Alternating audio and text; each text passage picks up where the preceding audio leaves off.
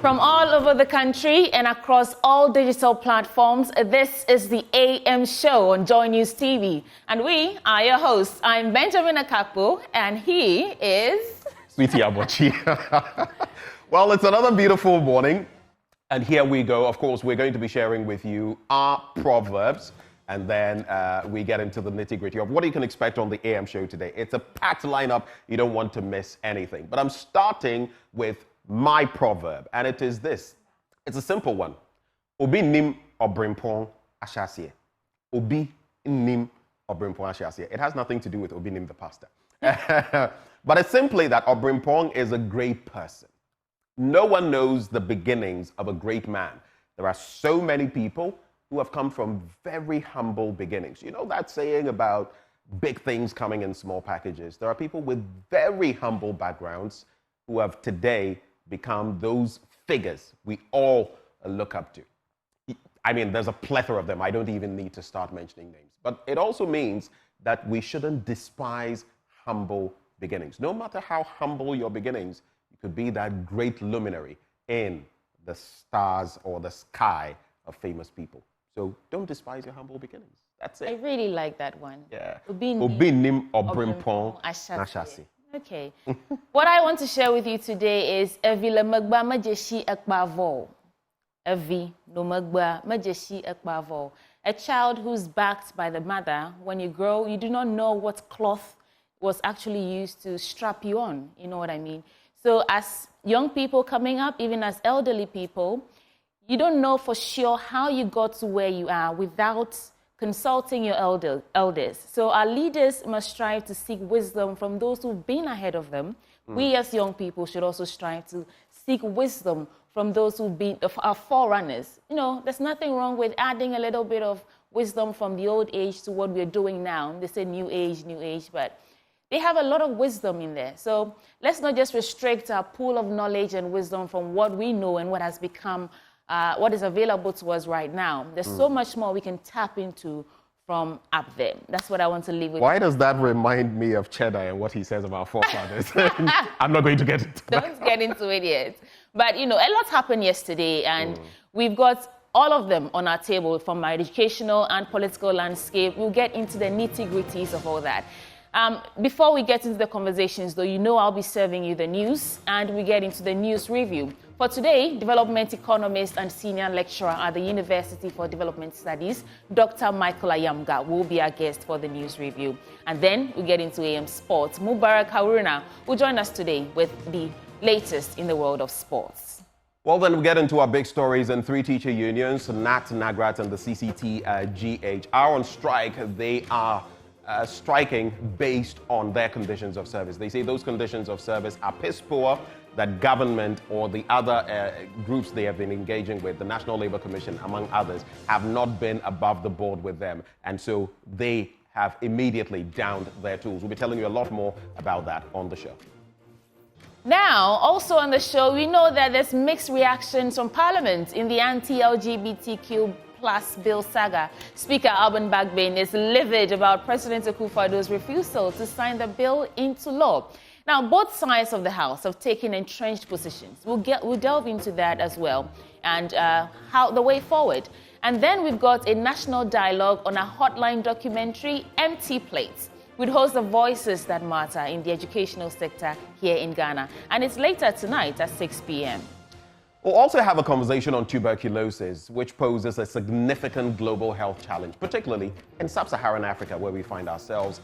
According to the WHO, each year tuberculosis affects over 10 million individuals worldwide, resulting in 1.5 million deaths. Now, despite the fact that TB is preventable and treatable, it remains the second leading infectious killer after COVID-19. That is above HIV and AIDS. Many people don't know that.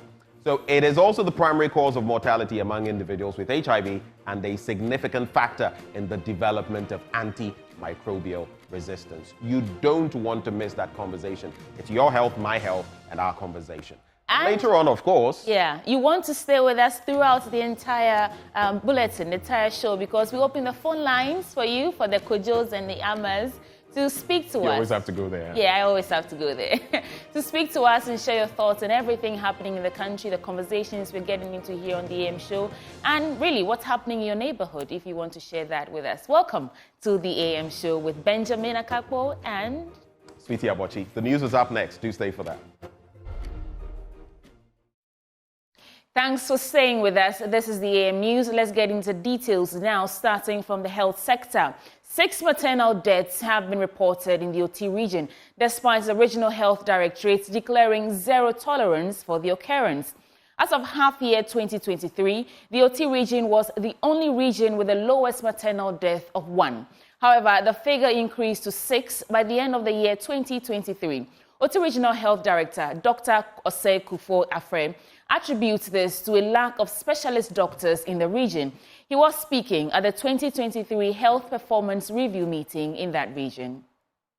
Last year, we launched a program which we dubbed Zero Tolerance for Maternal Death, and we're very happy that we lost only 1 pregnant woman, which is not good anyway, because that woman is somebody's wife, somebody's mother, somebody's sister.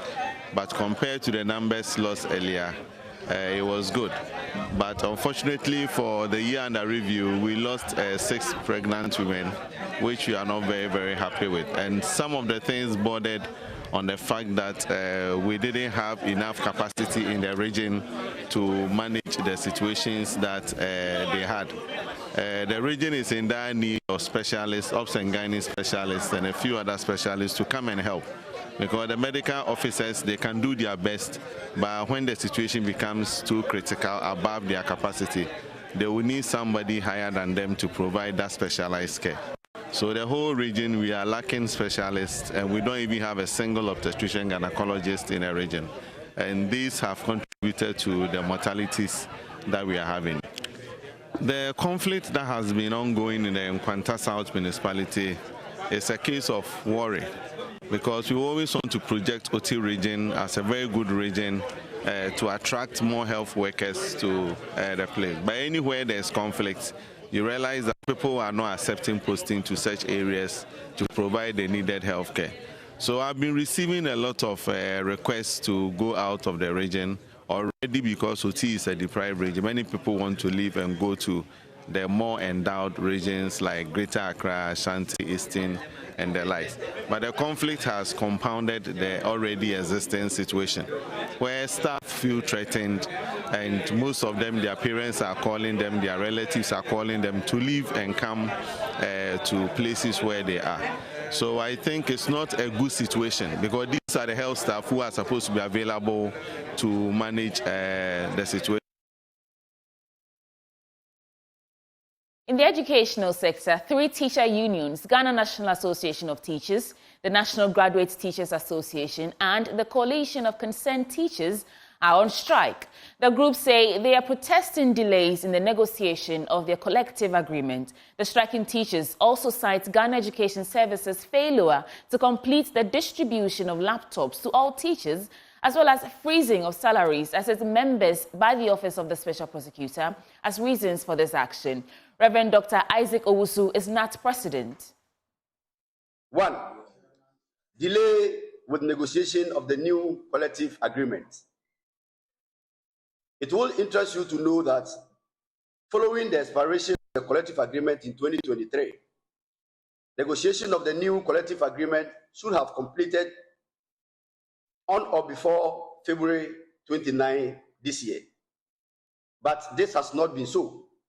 Thus, the new collective agreement stands unnegotiated, and we raise this concern in our letter to the Director General of GES dated 29 February 2024, and also inform the National Labour Commission accordingly. As we gathered here now, the issue is still outstanding. Ladies and gentlemen, 2, scheme of service. We have also drawn the attention of the Director General of the GES to the fact that the Ghana Education Service does not have a functional scheme of service for teachers. That's a much cogent and appropriate one, which takes care of all requirements in the teaching profession. Needs to be developed for us. We have cried out over this to no avail.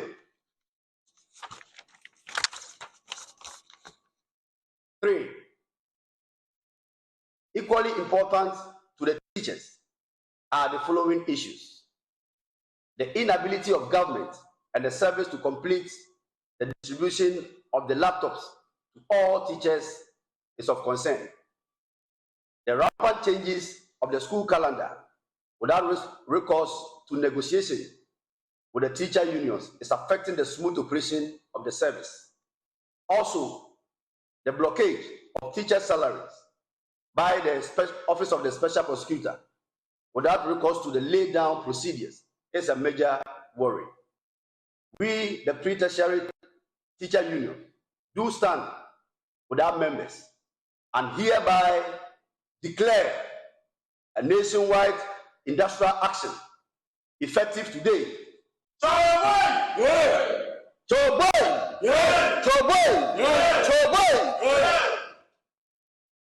We declare an industrial action effective today, Wednesday, 20th March 2024, to press home our demand. Meanwhile, the Minority on Parliament Education Committee is justifying the industrial action by the teachers.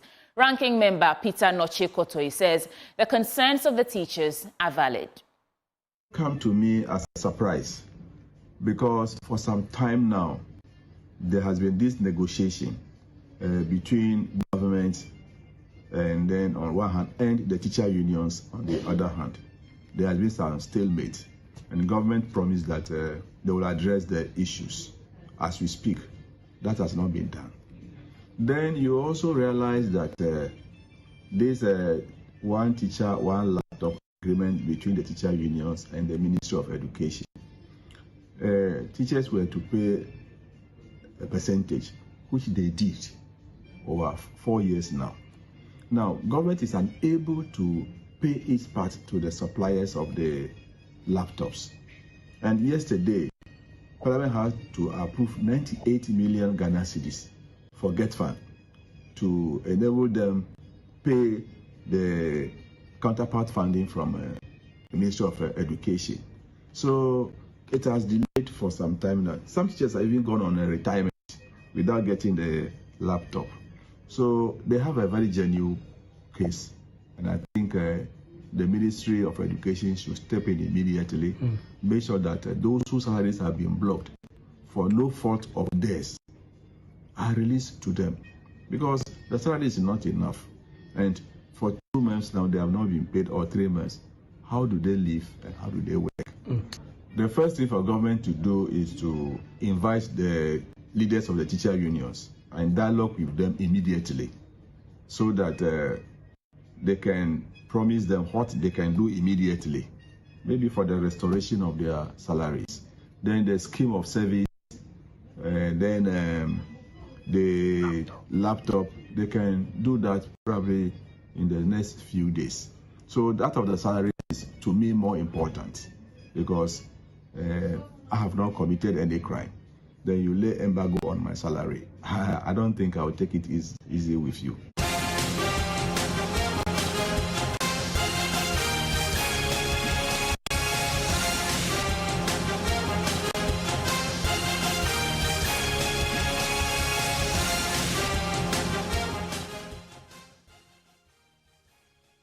From our election headquarters, the Electoral Commission is fighting claims by the minority in Parliament that 7 biometric devices have gone missing. The NDC MPs, after jointly meeting the Electoral Commission with the majority side, told the media the EC confirmed to them that some election materials were missing. But Deputy Chairman of the Electoral Commission, Dr. Bosman Asari, at a news conference clarified only 5 laptops were stolen and that all biometric machines were safe. We had a meeting with the leadership of Parliament yesterday, made up of the majority and the minority. It was in that meeting we made it clear to them that 5 of our laptops are missing. We didn't say at the meeting that BVDs were missing. Neither did we say BVRs were missing. We said 5 laptops. And these 5 laptops do not contain any information of voters. It doesn't contain any information of voters. They are laptops, just as we know laptops, what they do. We are not planning to undertake. And indeed, we've just explained, and my colleague stressed, that 5 laptops are missing.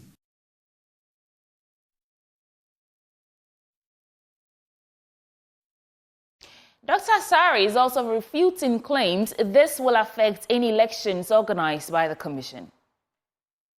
Anytime the EC is doing registration, before we begin the registration, we give a report to all the political parties. All the political parties will know the state of the registration before we even begin. And when we finish too, we have what is called the end of day report, which is given to the political parties. So what it means is that the political parties are able to calculate figures together. So if even something is missing, the political parties, they are convinced that with the structure,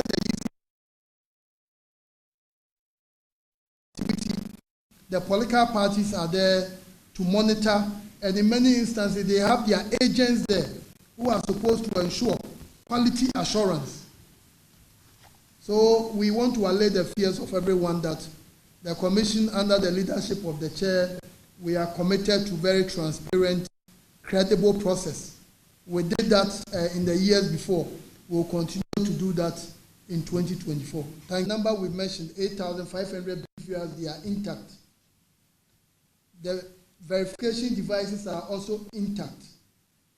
And the Commission has had meetings with our parties, other stakeholders. We have never said it anywhere that we do not have the equipment to undertake the 2024 general elections. Flag bearer of the governing New Patriotic Party, Dr. Mahamudu Bawumia, says he's worried about harassment of businesses by the Ghana Revenue Authority. According to him, this is as a result of unrealistic targets they set for their offices. Dr. Bawumia opines that his government will grant tax amnesty for all businesses and change the tax system. There is more in this report. The reaction from the NPP flag bearer, Dr. Mahamudu Bawumia, followed concerns by some business owners lamenting about the stress they go through in filing their taxes. According to them, some of their colleagues are even forced to use illegal means to obtain tax clearance certificates. They expressed these concerns at an engagement with the Ghana National Chamber of Commerce and Industry as part of Dr. Mahamudu Bawumia's bold solutions for the future series with key stakeholders. We pay tax on tax, which means the 2% of HI, we pay it, and then you get fined 2%. Then you pay 1% of cover, and then you get the subtotal. Then you pay tax of 15% on it. I don't know why we should pay tax on tax, and I want to know. If you want to win an election, you need a campaign message that will bring hope and excitement into the people. Then it will be the game changer. In this country, what will be the challenge for us not to fix our port exchange rate?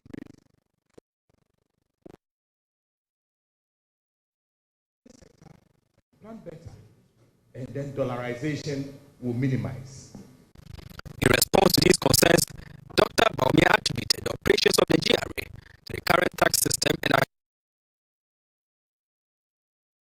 and modernize the system to ease the pressures on businesses. That harassment is coming from the sort of targets they are setting in their offices.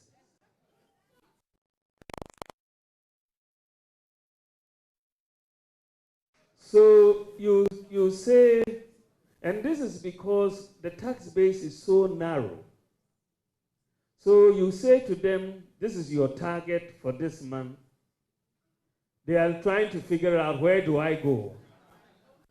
Then, for them, it's very easy. You go back to where you got it the last time. Isn't it? You go to the taxpayers, the people who are already paying tax. And then you have to come up with a new reason why they should pay more. So you come up with all sorts of stuff. I mean, they themselves sometimes, frankly, don't understand the tax code.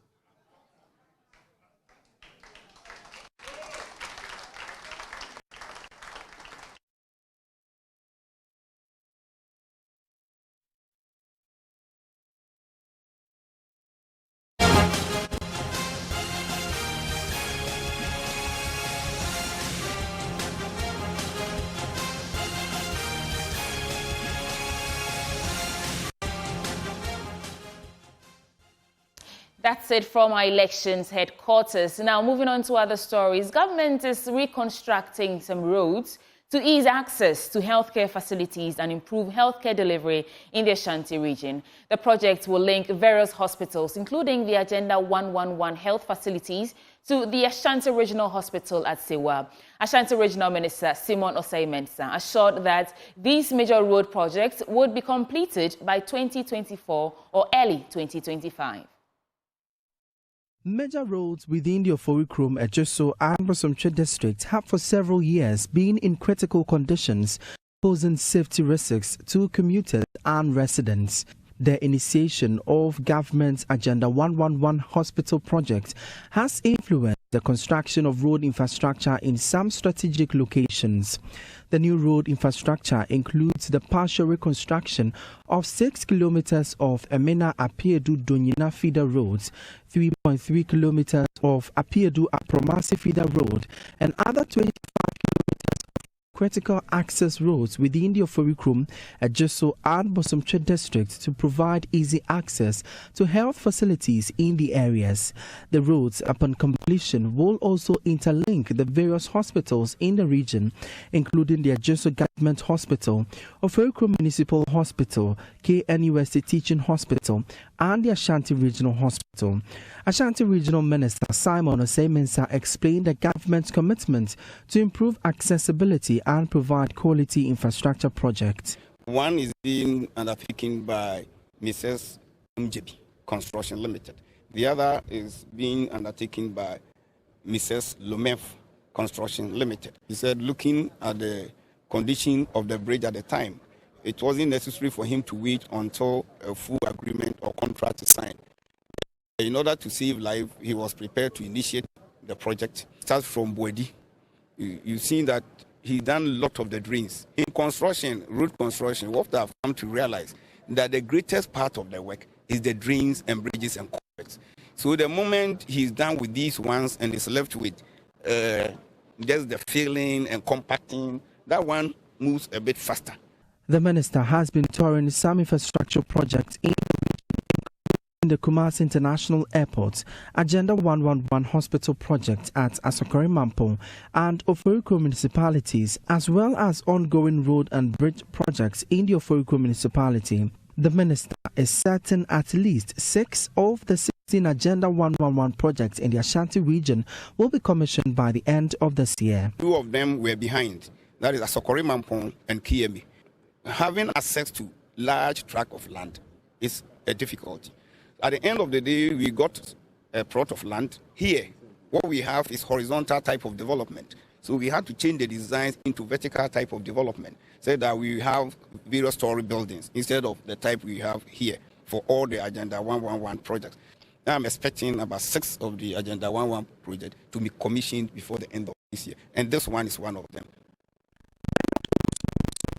As a consultant representative on sites for both the Oforikrom and Asokore Mampo Agenda 111 project. Stores. We have the energy center. That is where we are going to have all electrical, mechanical, plumbing. That will be the center.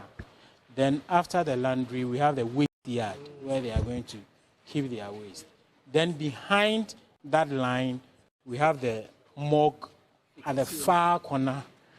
So on the far left of the site will be the accommodation. We are left roughly about 15% to complete. Clinton Yabua's reports read to you.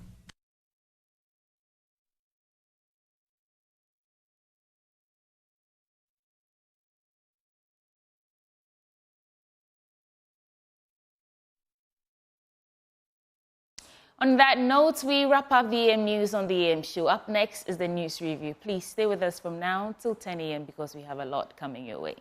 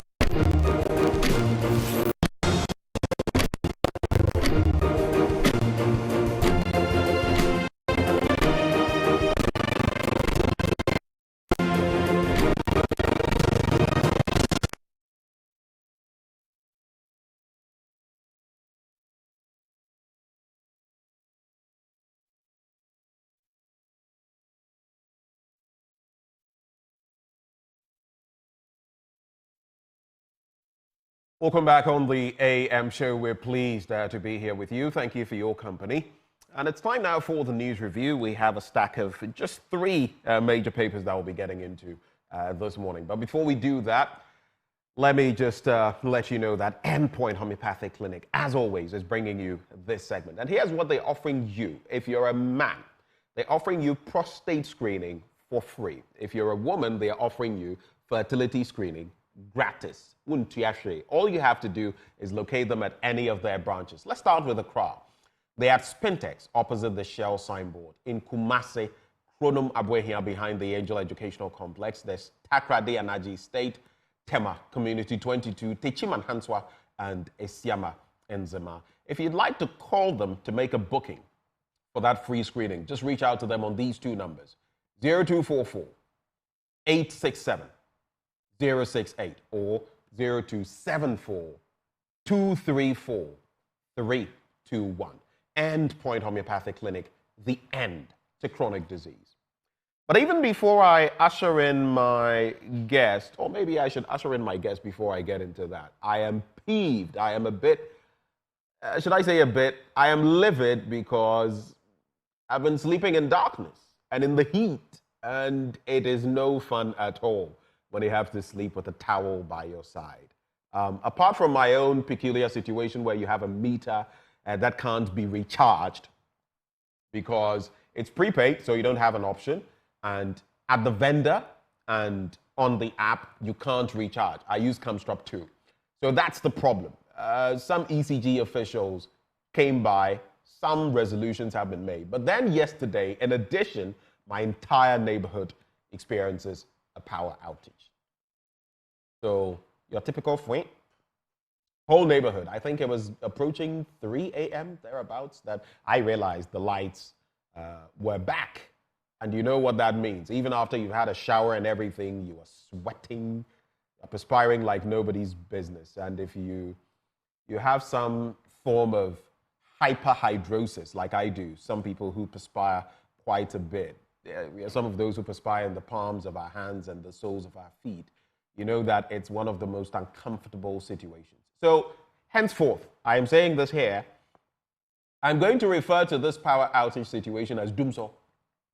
And the person who doesn't like it can come and force me to say something else. Because I don't get it. Yesterday I was speaking to Kojo Poku. Why are we running away from it? In any way, in any sense, if my light goes off and it comes back on, is that not doom and so?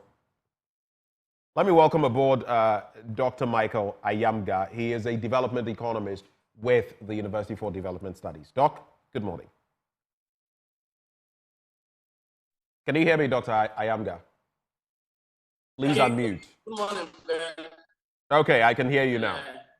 I can hear you now. Yes, I was watching you complain about the little heat you are enduring, and I'm like, you don't know what you're talking about. Is it worse at your end? Oh, yes. The ACs are not enough to cool the room, so you can imagine if there's no light. And when you step outside, I've never seen that those temperatures before, and combined with the uncoordinated and the lack of planning regarding our energy challenges, it's really making it difficult for us to plan. In fact, those of us fortunate to have generator, even if we know it's happening, it will remind you to buy some fuel to put things in order. But it's not. So the whole place is chaotic. There's nothing wrong with admitting that, as you rightly said, we are in a crisis and we need to manage it. This idea of choreographing and stage managing or trying to do public relations with everything is not helping. We need some clarity. Businesses need clarity so that they can plan. As it is now, I don't think it's somebody has to be man enough to admit that we are in doom so and we've been through it before, and then we can manage it here. Well, that is the situation. There's also that situation to do with the presidency and the LGBTQI plus bill. I'm sure you've followed the developments on that. The minority has had its say. It has said that, look, the president, in fact, the presidency, but especially the president, is overreaching. He's going beyond his powers. I spoke to Roxanne Nelson, Dafia Mekbo, yesterday, and he said that, listen, he has filed the suit against that decision. It's a very highly contentious matter. I spoke to Dr. Justice Shremsai, who says the president, he used the word that the president was not being candid, or he wasn't exercising candor in this matter. If you look at the judicial calendar, it means that there could be some attempt or game to ensure that the judicial recess comes through, and then this case may be shifted to about October, and then you know what it is. So it could hang around the neck of whoever becomes president next. The minority has said that it will not approve. In fact, Parliament, the Speaker, has said they will not approve the nominations of Akufo-Addo for ministerial roles. And you know the names already. And they have also said that there should be a push for impeachment, which the majority has kicked against. But what do you make of that situation? There are two folds. First, it has to do with my position regarding the whole LGBTQ brouhaha, and then the president's refusal or grandstanding the legislature. That is, those are two things. In the first instance, I have been asked this question several times when I travel, and I say it is a non-starter for me. I think that we have bigger problems in this country than LGBTQ. The resolve and commitment with which Parliament is pushing this issue, if they had put it on poverty, which I think is a bigger problem here. I walk around every day and I see kids who are walking half naked, hungry, no food, no water, not in school and everything. These are bigger problems to me than the LGBTQ, which I must say, unfortunately, has been overly politicized, which I don't like it. There are parts of the bill I like. There are parts of it I don't like. For example, the sweeping definition of promotion and supporting, which can be interpreted based on somebody's whims and caprices. Right. And I tell people that one day somebody will go to jail for his political activity under the pretext that the fellow is a gay or a lesbian. And like I always say, if the president doesn't like my face, he finds a way that I'm supporting gay, and you can go. So I think that those aspects of the law are problematic. If you take that against the backdrop of what happened to the current Malaysian president, Anwar Ibrahim, when he was actually imprisoned for sodomy, you realize that most of the charges he said were trumped up. The word promotion, I'm a scholar, I'm teaching in the university. At what point do I stop? Because even if it is the death penalty, we have been talking about the death penalty. The reason why many are now calling for the removal of the death penalty is because people have had the freedom to talk about it and to either interrogate, support, or not support it. So that aspect of the law doesn't sit well with me. Right. But having said that, and let me also state clearly that I've also had my concerns with that particular aspect of the law, because just as you are concerned, as a media person, I'm also concerned. To what extent can you debate or talk about these matters? Do you get it? without sounding like you're promoting something. I've made my stance clear on it biblically, right? But in terms of conversations around it, then it becomes a very tricky affair because, like you said, someone can say, "Oh, he discussed it in this way," so it means what does promotion? That is a very thorny subject. But anyway, you go ahead. No, Ben, I don't care if somebody says I support LGBTQ or not. My conscience is clear. My position is clear. Everybody know. Okay, I'm Christian. I'm charismatic. My family values don't sit with it. But I'm not the only person living in the world. Others live in it. So you need to take a position in these things. One thing I'm saying is that when you want to make a law, make the law as you are the victim. It is going to be applied on you. That is the best way to make a law. And I'm saying that I'm a teacher. I'm a scholar. I'm teaching. Sometimes when I'm talking about the president, you think I'm on a campaign platform. Sometimes when I'm talking about the NDC, you think I'm a member of the National Democratic Congress. And I'm saying that one day there will be a king who will arise, who is not tolerant, who is not democratic. We have seen snipers of it in this regime where you saw paranoia and intolerance at a crescendo, and they were abusing the state institutions and molesting people. Can you imagine we have an authoritarian who comes into power and this law is there? What it can be used to do to dissent and alternative views. And that is my worry. I say that we can talk about this law as if we are going to be a democracy or we are going to have benevolent Democrats for a very long time. But we need to think that there is somebody who can weaponize this law and use it for the wrong reasons. And that's why we need to be pragmatic and look beyond outside the box and our comforts as Christian, Muslims, and traditionalists. And we also move. It is not an issue of our sovereignty. When Osagyefo Dr. Kwame Nkrumah was fighting for the independence of this country, it wasn't LGBTQ. So whether we pass this bill or not, we are not a sovereign nation as far as our economy is concerned. This is not where we need to behave as if we are people who don't take our sovereignty for granted. Everything politicians, including those in parliament, have done, bills have passed, have been condescending and dishonorable as far as I am concerned. So if you want to say this LGBTQ thing is the only thing that is going to define us as a nation, I'm particularly worried about that position. So a very quick point, a quick one, so we can conclude on this matter. So with the president's positioning, it is clear that there is not that energy. That energy isn't there to sign the bill into law. And the case has been made of the e-levy situation and even the two challenges in court from the minority and then from Oliver Barker-Vormawor trying to stop the GRA from actually even starting the execution of collection to what we are facing now. Do you think then that the president should give us assent to the bill, or do you stand with the president when he says he will not assent to it until there is some directive from the court, which some have said is a breach of the law, the process that must be followed? Parliament does its part, the president must do his part, regardless of what the situation is, and then if other things come up, Parliament can deal with it. What's your positioning on that? Yes, Ben, I agree perfectly with that position. You see, regardless of what the president's position is, regardless of what the president's view is, he is the president of this country, guided by the 1992 Constitution. And you are looking at a co-equal branch, that is the legislature, making a law that he is supposed to assent to.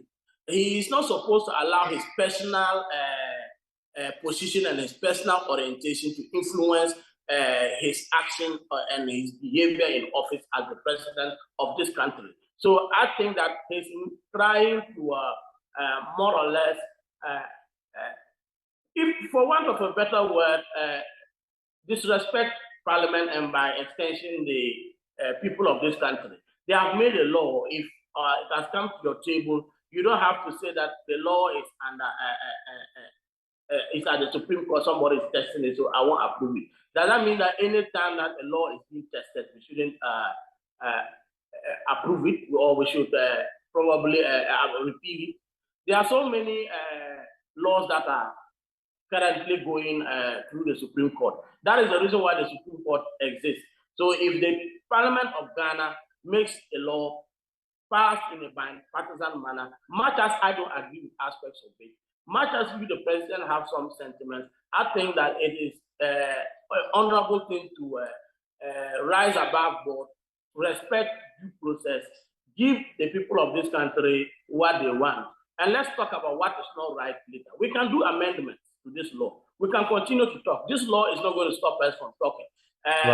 If we think that an issue that requires people dying for something, people will die for something. That's why we're an independent nation. So the law has to be signed, but we'll continue to advocate so that the law doesn't look like a dragnet that is cutting everything on its way. That is the problem now. The law is something that can be used to cut everything. It's a net, small size, tilapia, small fish, and amani, everything.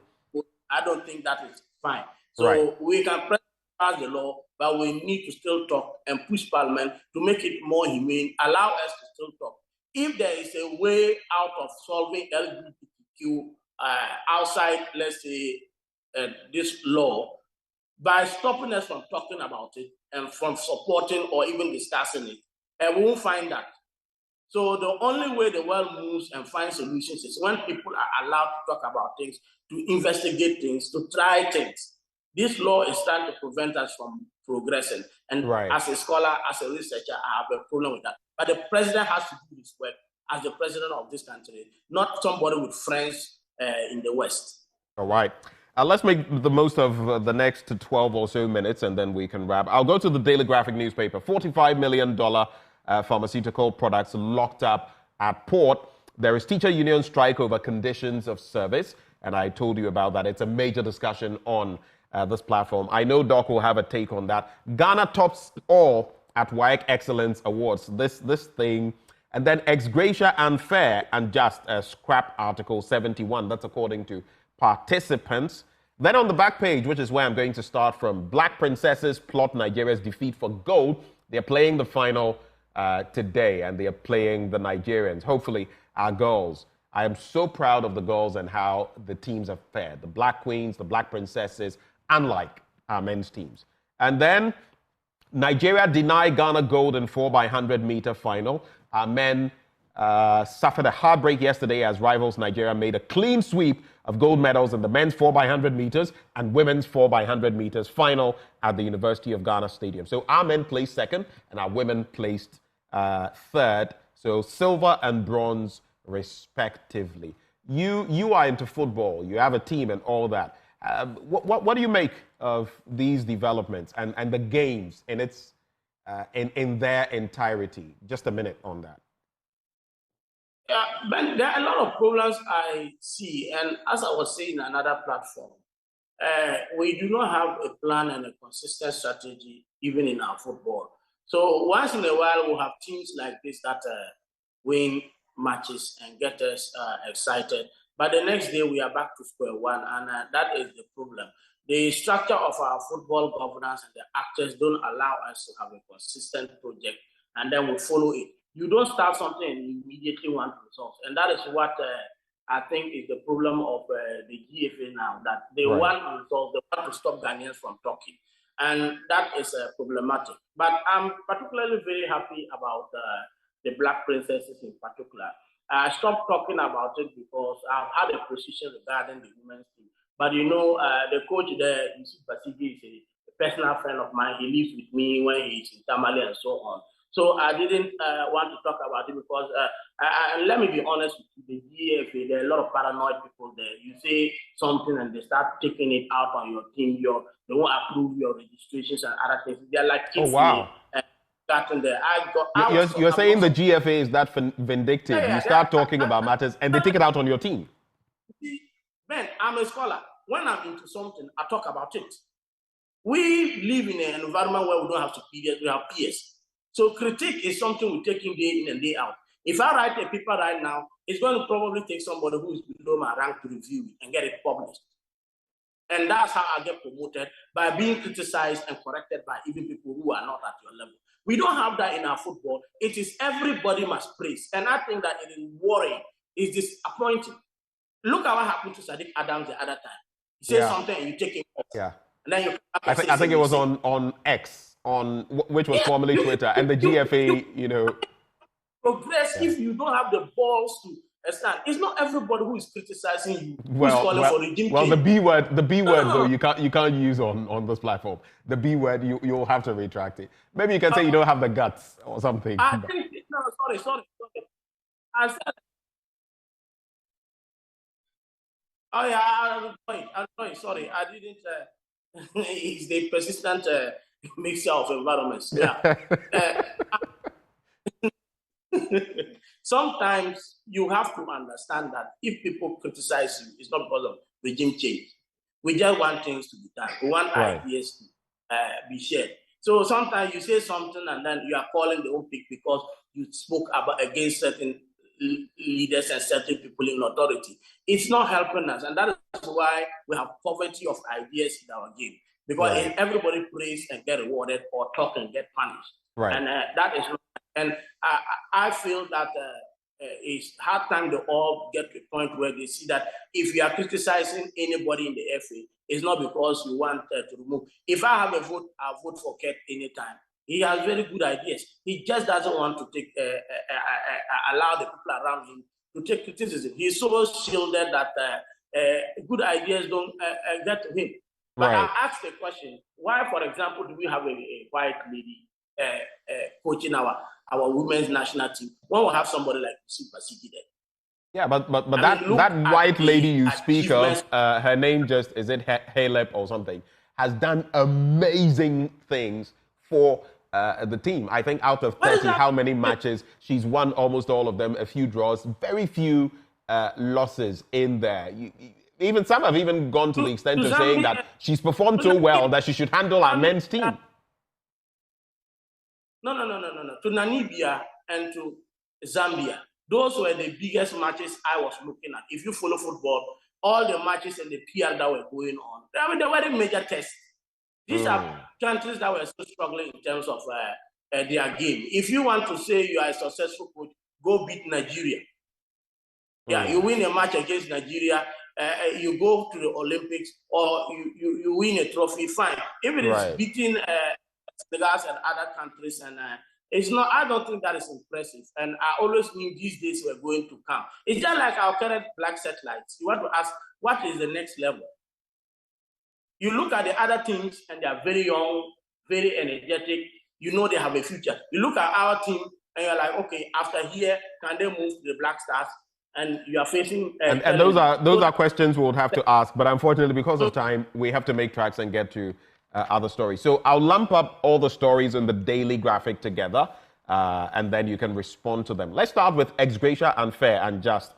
Now, participants in a stakeholders conference on the emoluments and privileges of Article 71 office holders have called on an end to the class system that the concept has created in the country.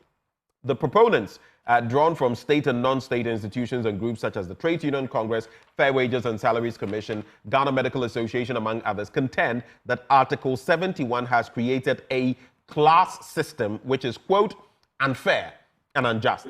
They therefore propose the scrapping of ex gratia as well as a review of the timing for the determination of emoluments of Article 71 office holders from the last year of the president's tenure to the first. There's also talk there. A member of the committee, Professor Isaac Oseakoto, said the discussions on Article 71 office holders needed to be held, bearing in mind that it was an entrenched, not enshrined, entrenched provision in the 1992 Constitution that had strict rules relating to its removal, cancellation, or amendment. And then let me also get into this story. First woman to run for president in Senegal inspires hope, and I'm talking about Anta Babacar Ngom. She's a presidential candidate, and for someone who supports women in leadership, I wish her the very best, especially looking at Senegal and their peculiar political situation right now. In other stories, I'll go to page 13 and do two stories briefly from there. So the three pre-tertiary teacher unions in the country yesterday declared an indefinite strike over a collective agreement that hangs in limbo. The Ghana National Association of Teachers, National Association of Graduate Teachers, and the Coalition of Concerned Teachers Ghana consequently called on the Ministry of Education and the Ghana Education Service to put in place measures to address issues affecting teachers' ability to effectively deliver on their mandate. So I've spoken about ex gratia, I've spoken about teachers' conditions of service. I will quickly top up with, actually staying on that page, $45 million in pharmaceutical products locked up at the port. Now, health commodities worth $45 million and purchased with global fund allocations to the country have been stuck at the port since August 2023 due to the importers' inability to pay the import duties. This comes even as the country has run out of some of these commodities, which include malaria rapid diagnostic test kits, that is RDTs, insecticide-treated nets, antiretrovirals for those brothers and sisters who have HIV, and others. The amount involved is part of the $234 million the Global Fund allocated to the country to enhance the fight against HIV, AIDS, tuberculosis, and malaria from 2023 to 2025. This country, in this sense, makes no sense to me. I know of some people who had donations of computers from abroad because, you know, you use it for a few years and they want to ship it so that it could come to rural communities here for use. They were not going to use it for themselves. Because of import charges, they had to give them out. Your reflections, Doc. It has to be snappy because we are pressed for time. Yes, I will take this last issue. It's a problem in the country regarding our definition of what is the country. I have been saying here in the when people say what you are doing doesn't benefit the university, they eventually does mean it doesn't benefit the administration at the center there. When people say it doesn't benefit the country, they're talking about something going into the coffers of government, into the consolidated fund and government spending. But these are things that even if the money doesn't come directly to you, you could look in the broader interest of the Ghanaian people and then put in measures to allow these things to be lifted and then the payment system arranged. You don't need any thing to get this. We shouldn't be talking about this. If we had a system that was reactive and assertive enough, they will know that this is a priority issue and they will be talking to the importer. These are things that shouldn't stay 1 week at the port. If you are somebody who understands the implications of this for our health system. And I'm particularly surprised that we have gotten here. We need to take this matter seriously. Right. Somebody needs to put a payment structure and let the importer live these things. And the payments could be done later. Even if we don't get paid, but 10 lives are saved. Right. We will have a president and lives that can transform this country. So we need to look beyond what we define as government and what is in the interest of people in this country. Right. On ex gratia, Ben, I don't want to talk about it. That thing is not going anywhere. That law is not going to go anywhere anytime soon.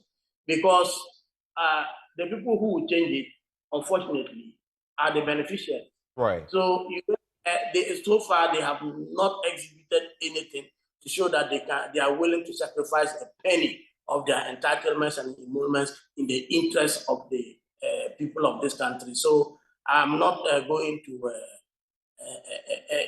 belabor the point. It's unfortunate my former professor Akufo-Addo is already saying something we know. But yes, it's unfortunate, Prof. That law is going to stay for a very, very long time. Right. But unfortunately, it's not going anywhere. Okay. I don't see a majority voting to take down this law when they have already set up an ad hoc committee claiming that their conditions of service are not good.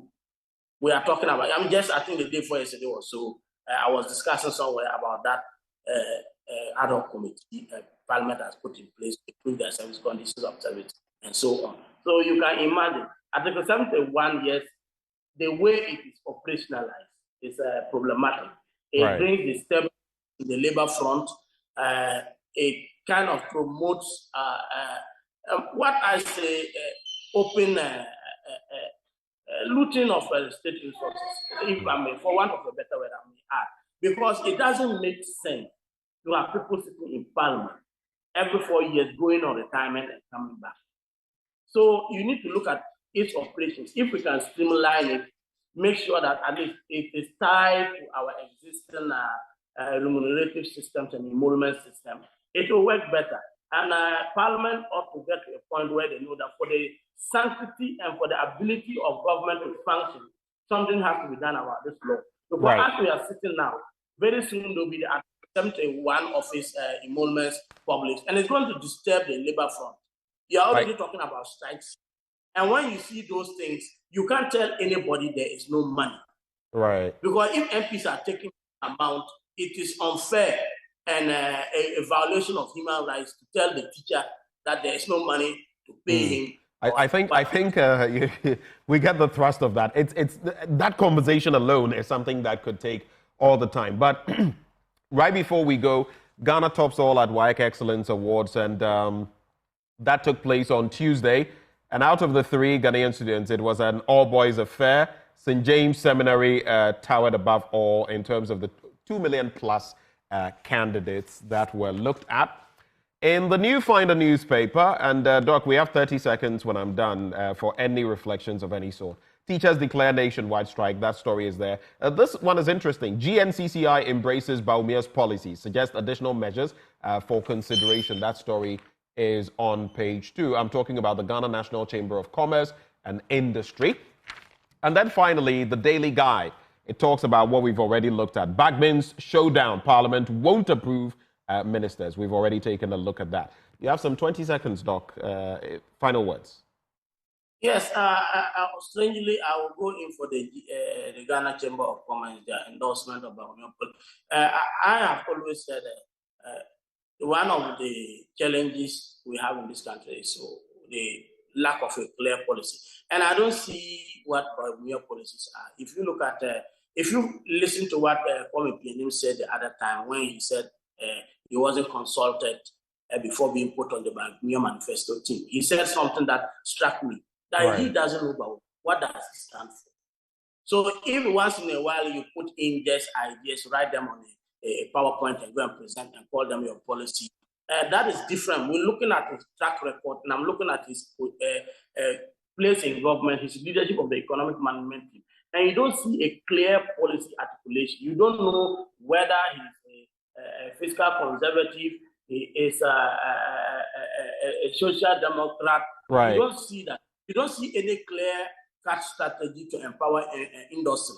And I'm surprised it's the Chamber of Commerce, because this is the same government that has raised the cost of production to the highest. And as we speak, our businesses are the least competitive in the neighboring environment. So you can't tell that somebody now presents a PowerPoint and you want to believe what is on the PowerPoint rather than what you are seeing on. I get you. So I get your point. I don't know. I can't make head and tail of them. That is my position. Right. Dr. Michael Ayamga, we're grateful for your time. Thank you for joining us this morning.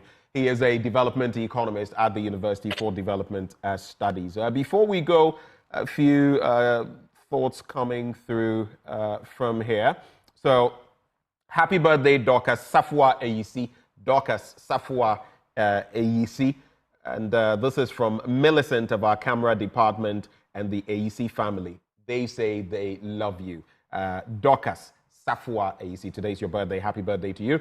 Happy birthday as well to Cecilia Ashoko Ajay of Cowbank Graphic Road Branch. May the Lord be gracious to you and favor you. It's from Ekosam, your family and friends.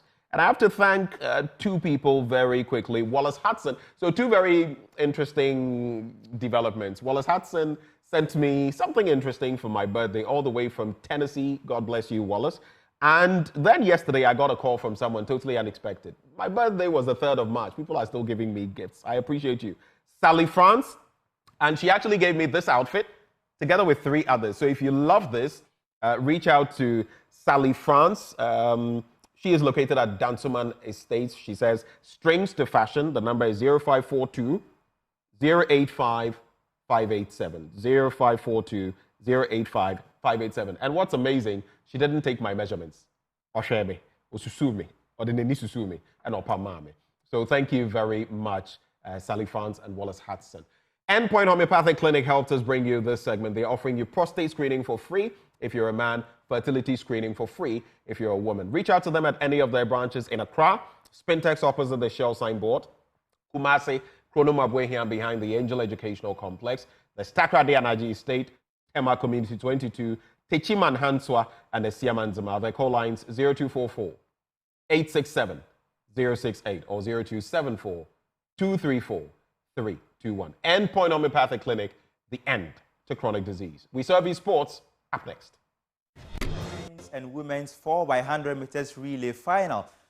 But their performance was overshadowed by Nigeria, who won 5 gold medals on the night. Muftar Nabila Abdullah was there and reports.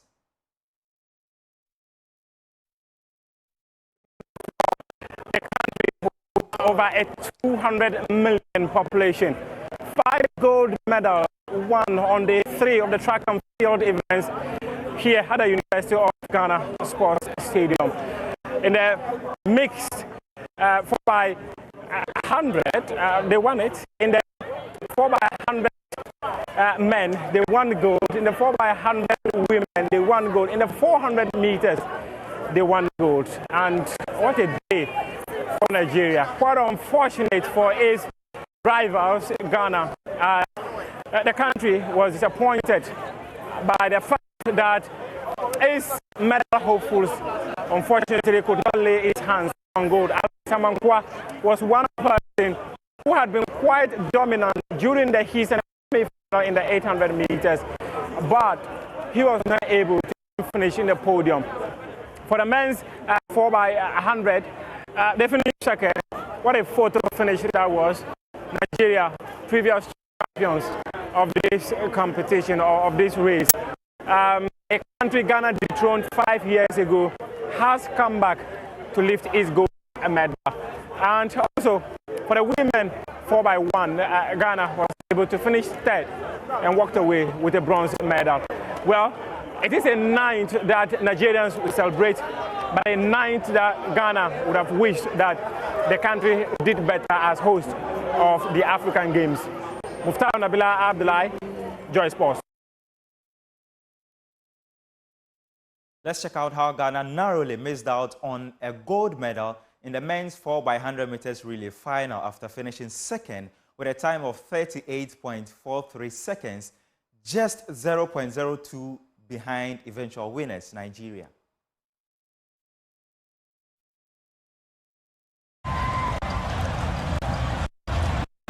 A gun to go. The final of the men's 4x100 meter relay. And off they go. There's no turning back now. The final of the men's 4x100 meter relay. The Nigerians are going very strongly. I think that he's already been caught by on the back straight for Ghana is Benjamin Azamati, but Nigerians Okon is also running really well. Look at Botswana 2, very well run. Salma Hamon is being handed over by Benjamin Azamati. Hamon is going up against Alaba Olukule of Nigeria. This is it now. The college is Shorishi. Oh, the Ghanaians have looked like they were dropping the baton, but they did. It's Shorishi against Joseph Polamo. It's a race for 1 and 2. No, Nigeria have got it. Yes, on the line. They have exacted revenge on the Ghanaians, and the gold medal will go to Nigeria. It's a sweet revenge for Nigeria on home soil. They have shocked the Ghanaians. Ghana will have to settle for silver, but there's a bit of controversy. Wait for it. What's happening? Well, the Nigerians have it. The Nigerians have it. It was a storming run from JP. However, there was a lapse in the change here, and for a moment JP hesitated, and that cost him a few seconds. Iriki with an almost perfect handover, but watch John Paul from Ghana try to complete and try to close the gap. He almost overwhelmed him on the line, and it was not enough. In microseconds, and by milliseconds I should say, the Nigerians have it. And just look at Oshiriki, focused, moving towards the line. He saw the Ghanaian at the corner of his eye, but he just focused on his race with every sinew of energy that he had within him. He took towards the line. And he fell in the end in the process. He had to That's just how determined he was. He had to dip. And at the finish of the race, he wasn't even sure whether he had done enough to win it because of the sheer acceleration that the Ghanaian came into the Nigeria finally have their revenge. Ghana got the gold in this event in 2003 in front of Nigerian fans in Abuja in 2003, and the Nigerians have done exactly the same thing. They returned the favor, and they will celebrate. You can see how much it means to them. Silver medal for you and your colleagues tonight. The crowd again cheered for gold. Unfortunately, it didn't come. Yeah, quite a little bit disappointing. We're looking forward to defending our title. We're not able to, make that happen. But of course, still competitions ahead. Hoping to run faster. We are hoping to make it to the Olympic Games. There's a world release coming up. But before that, we still have the pen release, which we'll compete in to get a faster time to help us get into the Olympic Games. So, yeah, we were hoping to, defend our title and make the whole nation proud, but it didn't happen. But we still keep our head up and then concentrate on another game.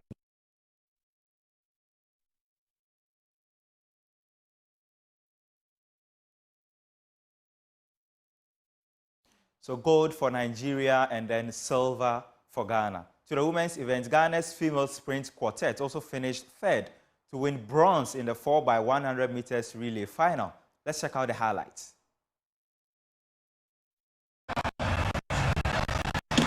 And they are away. They final 4x1 relay. Out of a really great start. But so are the Liberians as well. And for Liberia, it's definitely running really well. The changeover is smooth. The Ghanaians are coming through from Mensah. Mensah is running great, but so is Nigeria's Olajide as well. But look at Liberia. Strong changeover. Oh, the changeover is not smooth for Liberia, but the Nigerians are off on the inside lane. Right now, for Nigeria, it's Fohan. Fohan has the lead. She's running incredibly. Hands over to Toby Amusa. Catching her. Whole quality of Ghana is changing shadows. Liberia's anchor leg is Carrie Josephine. And Nigeria takes the gold. Liberia with the silver. Ghana settles for bronze.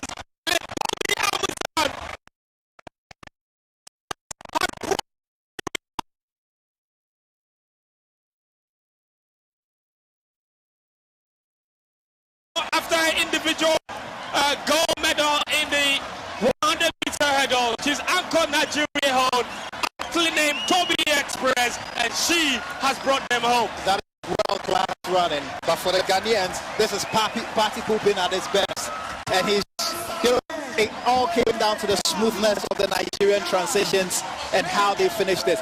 When Toby got this baton, there was no doubt who was going to win this race. Simply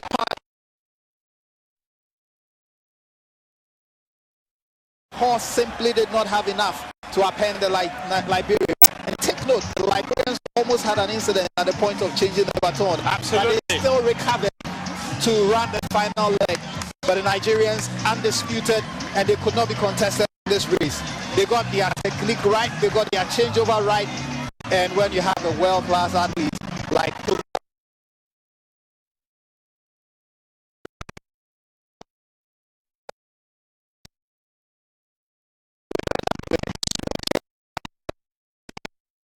Nigerians, Ghana have to settle for bronze, but Liberia. Now, Ghana's representative in the 800 meters final, Alex Amankwa, was unsuccessful in his attempt to win a medal for the country. The middle distance runner ended the race in 5th. Highlights for you. Kari Ahmed Saif, not expected to be in among the gold winners, but you can never tell in the final. And they're off the final of the men's 800 meters. This is going to get really frantic very, very shortly. Is This is a test of true endurance and speed. The 800 meters is what they call it. It's the best test of both speed and endurance.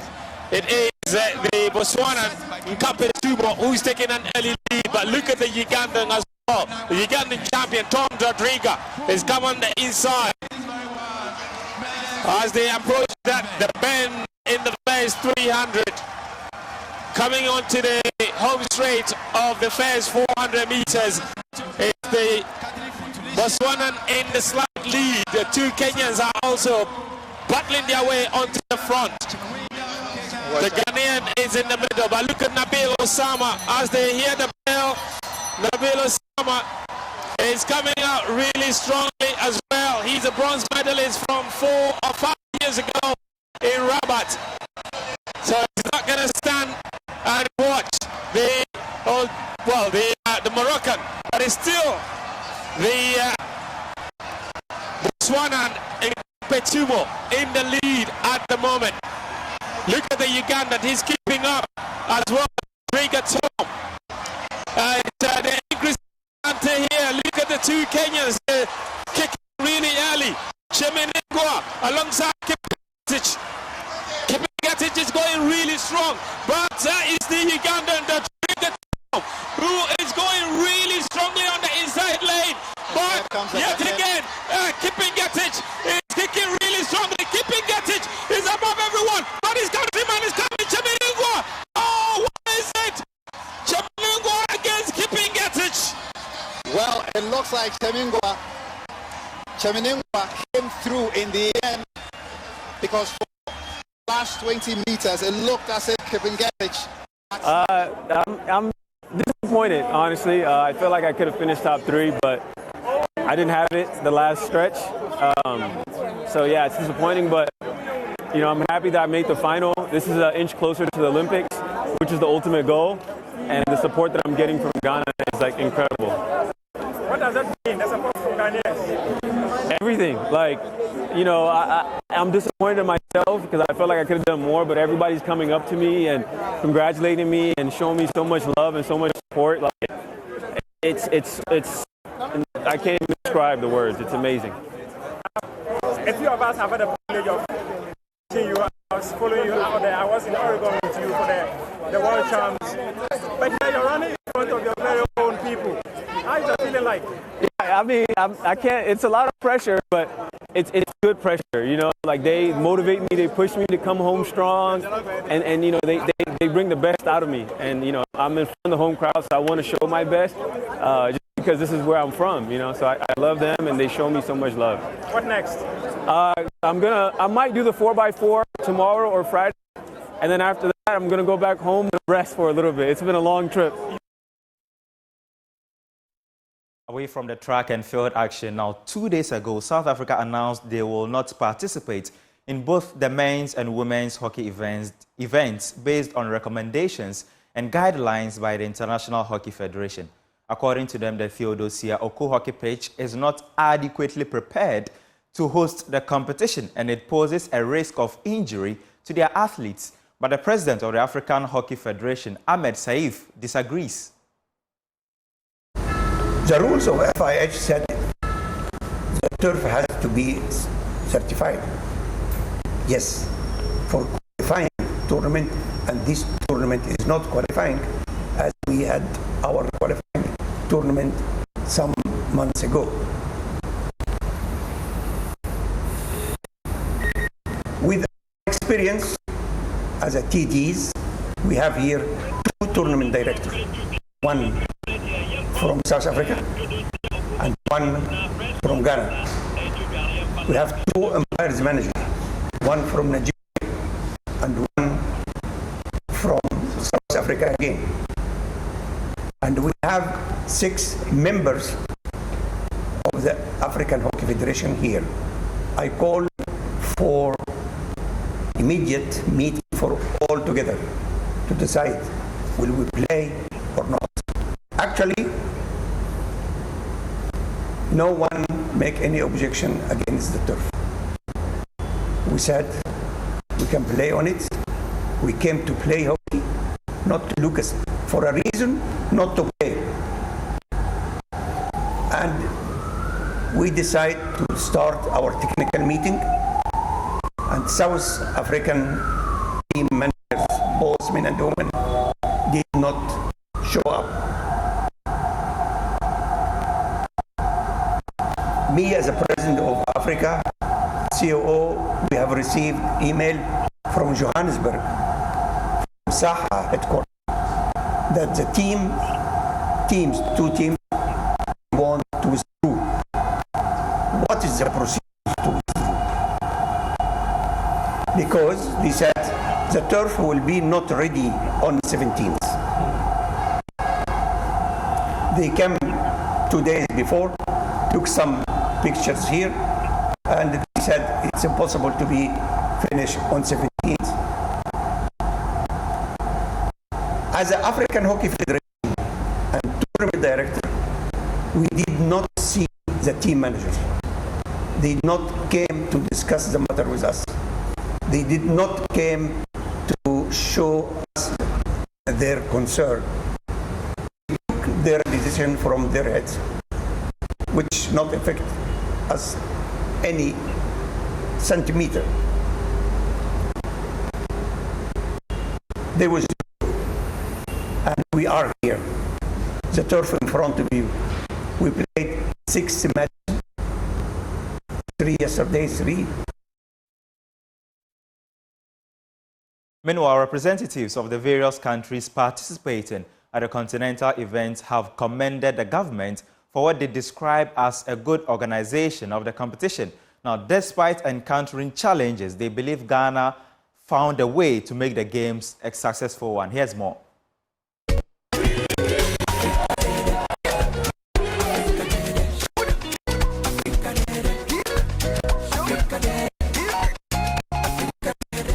I wish to congratulate the government of the Republic of Ghana, and most so the Ministry of Sport of Ghana, for the amazing facilities that was created, to pull off a very good African Games.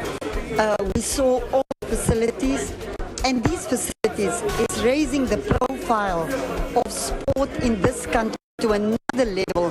Thank you, God, for your hospitality, and thank you for giving our athletes the opportunity to bring the best of sport to West Africa.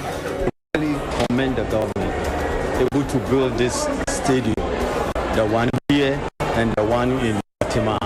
And with these facilities I've seen, I think Ghana, we can host any game. And we hope this will go on for a long time. Because now, most of the African countries who came and ran this field, they are very impressed. They are very impressed of the facilities we have here. This is the first time to see something well organized and successful, and really admire what's going on here. We don't see any problem for us. We are home. We thank the Minister of Sports for his effort. I know that he's not sleeping day and night, for sure. We have experience before in that, and wish him all success. Let me tell you, if I would like to, of course, to thank His Excellency, the President of the State, President Nana Akufo-Addo, for his commitment. Excellency met with us in 2 months 5 times, which means that he cares for very simple details. And without his efforts, it would never be a games, because it was some disturbance, but at the end of the day, His Excellency came to Addis Ababa with Mr. Musa Faki, the chairperson of the African Union, with myself. I was honored to be there. And then we were supposed to have the games last year, but for the finalizing all the sports facilities, which is wonderful now, we had to postpone it until this date. And thanks God, we have calmed down now. So I am very proud that Ghana could be able to do that. Thanks to all of them. Thanks to the Prime Minister and all his people, thanks to the Ministry of Youth and Sport, my dear son, Mr. Mustafa, as I call him always, because he's always calling me father. And then I thank each and every one. I thank Dr. Kawaku Afuso Asari, the chairperson of the LOC, and each and every one has done and give a great effort for having the games like it is. We end with some community football where Joma Smart Football Club won the maiden edition of Arsenal star Eddie Nketiah's Foundation Cup after beating Strong Heroes Academy in the final. Lawrence Bade was there and filed this report.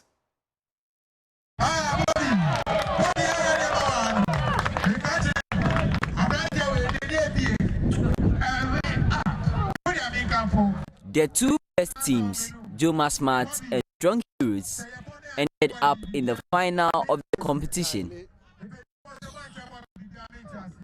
Both had to ease past formidable opponents, including Highest Academy, Aboma, Mercury Academy, and Vasajan at the group stages. But the final had one winner, Joma Smart, who scored a second-half goal to emerge champions.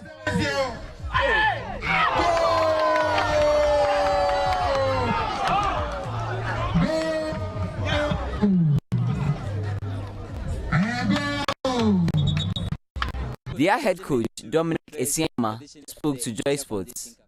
Well, first of all, we thank the organizers. We give glory to the Almighty God for giving us this platform. And I hope in say, are looking forward to see more of this. Once we are coming out with victory, we expect at the end, we will see more of this foundation of bringing the youth chap, giving them exposure, giving them that big platform, so that they can showcase their talent. So we are grateful to him and his family. The tournament was put together by the Nketiah Foundation, a non-governmental organization set up by Arsenal star Eddie Nketiah in partnership with Elite Project Sports Agency, which is based in London. Speaking to Joy Sports after the event, the father of the English-born Ghanaian, Edward Nketiah, said he was impressed with the success of the first edition despite the short notice. Oh, it's been amazing. I think we call people at short notice, but in terms of the quality of the football and the fun that was had by all of us, I think it's been wonderful. I mean, it's a foundation not many have got to know of it. Could you tell us a bit about the foundation? Well, it's simply just trying to inspire people and the youth through football. So Eddie is a story, comes from very humble beginnings, and he's gotten to where he's gotten to. And we want to use that platform to help people to move to a level, have fun, but also, whilst we're having fun, tackle some of the serious social issues, such as poverty, isolation, and try and, have fun at the same time. I mean, there's a first edition which had 6 teams. Going forward, what should we expect from the foundation? Listen, the sky's the limit. We want to keep this going as it is. You will see more of us in the year to come. We'll be doing various projects.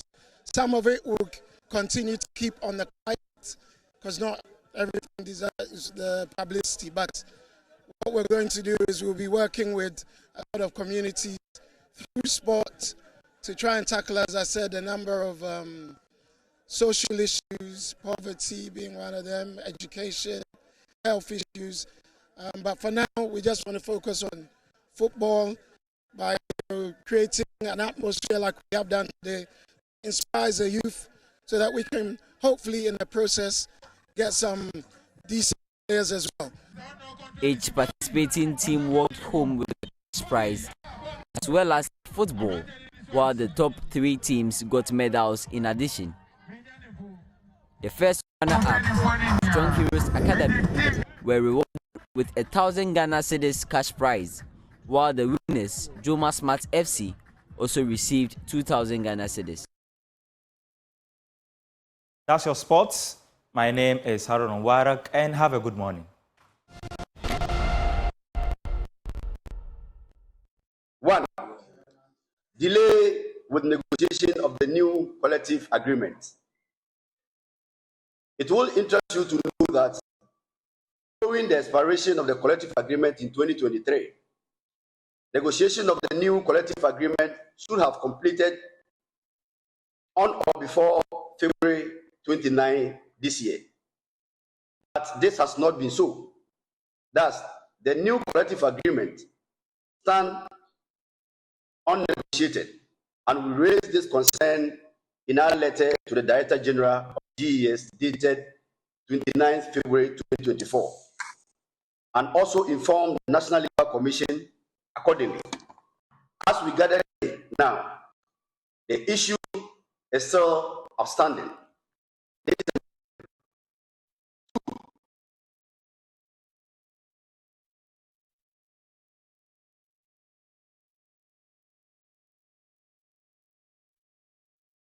Service does not have a functional scheme of service for teachers.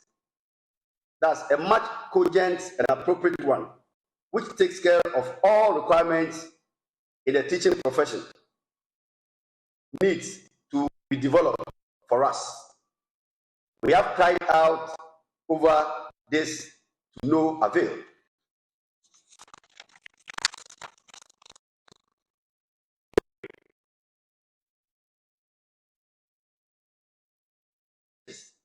Are the following issues: the inability of government and the service to complete the distribution of the laptops to all teachers is of concern. The rampant changes of the school calendar without recourse to negotiation with the teacher unions is affecting the smooth operation of the service. Also, the blockade of teacher salaries by the Office of the Special Prosecutor without recourse to the laid-down procedures is a major worry. We, the pre-tertiary teacher union, do stand with our members and hereby declare a nationwide industrial action effective today.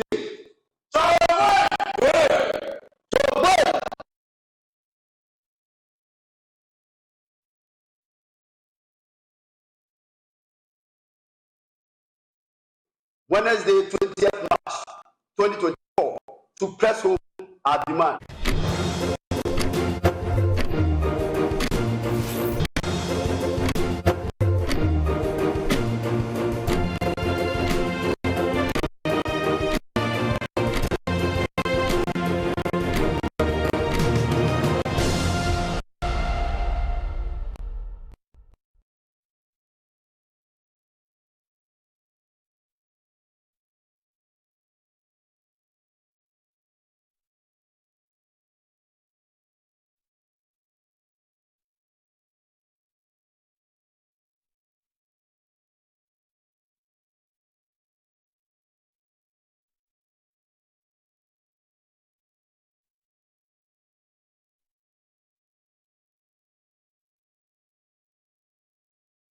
Welcome back on the AM show. Time now for us to get into our big stories, and we zoom straight away into that first mammoth story. It has to do with the teachers' unions. I'm talking about NAT, the Ghana National Association of Teachers. I'm talking about NAGRAT, the National Graduate Teachers Association, National Association of Graduate Teachers, and the CCTGH, the Concerned Teachers Grouping. All three of them downing their tools with immediate effect. And it has to do with their conditions of service, their engagements with the various groupings that are supposed to ensure that their issues are tackled. And they feel these people are playing with them, toying with them, so to speak. We get into that all-important conversation, first off with the ranking member on Parliament's Education Committee. I'm talking about Peter Nochu Koto. He joins us via phone. Good morning to you, sir. Thank you for joining us on the AM show. Yeah, good morning, and how are you doing? I'm okay under the circumstances. I've had my doomsaw issues, but we insist, we persist, and so we are here. doing this work for God and country. How did we get here? Thank you very much. I also experienced mine late last night, but this morning I think they have restored it. So life goes on. It does. Yeah, you were asking about how we got here. Hello? Yes, I am. I'm listening to you. Yeah. The news got to us yesterday about the declaration of a strike by the 3 teacher unions on a number of issues. They have the erratic school calendar, the laptop, the embargo on teacher salaries, some teacher salaries by OSP, and then there are conditions of service. Yeah, for some time now, over 2 years now, we have been talking about the new curriculum that was introduced in our basic schools, especially at the primary level. And the textbooks were not available. So I'm sure the teacher unions and the Minister of Education entered into agreement that they should load laptops with the materials for them so that they can be guided as to what to teach. And the teachers were made to pay 30% of the cost of the laptop. And we wanted to raise an issue as a minority, but the teacher unions told us that no, it was an agreement between them and the ministry. So we laid down our tools. Now, for 2 years more, the laptops have not gotten to every teacher. We are aware they have given some of them. This is because government has failed to pay each part of the bargain, the 70%. 2 days ago, it became necessary for Parliament to approve 98 million Ghana cedis as part of Get Fund formula to enable the government raise money to pay for the outstanding arrears of 98 million before the laptop can be given to the remaining teachers. Meanwhile, some of the teachers have gone even on retirement after paying the 30% cost of the laptop. So it's rather unfair. They have not treated them well. If you roll out a curriculum and textbooks don't follow, teaching learning materials don't follow, what are you going to achieve? So it is making life difficult for teachers, especially in the delivery of teaching in the classrooms.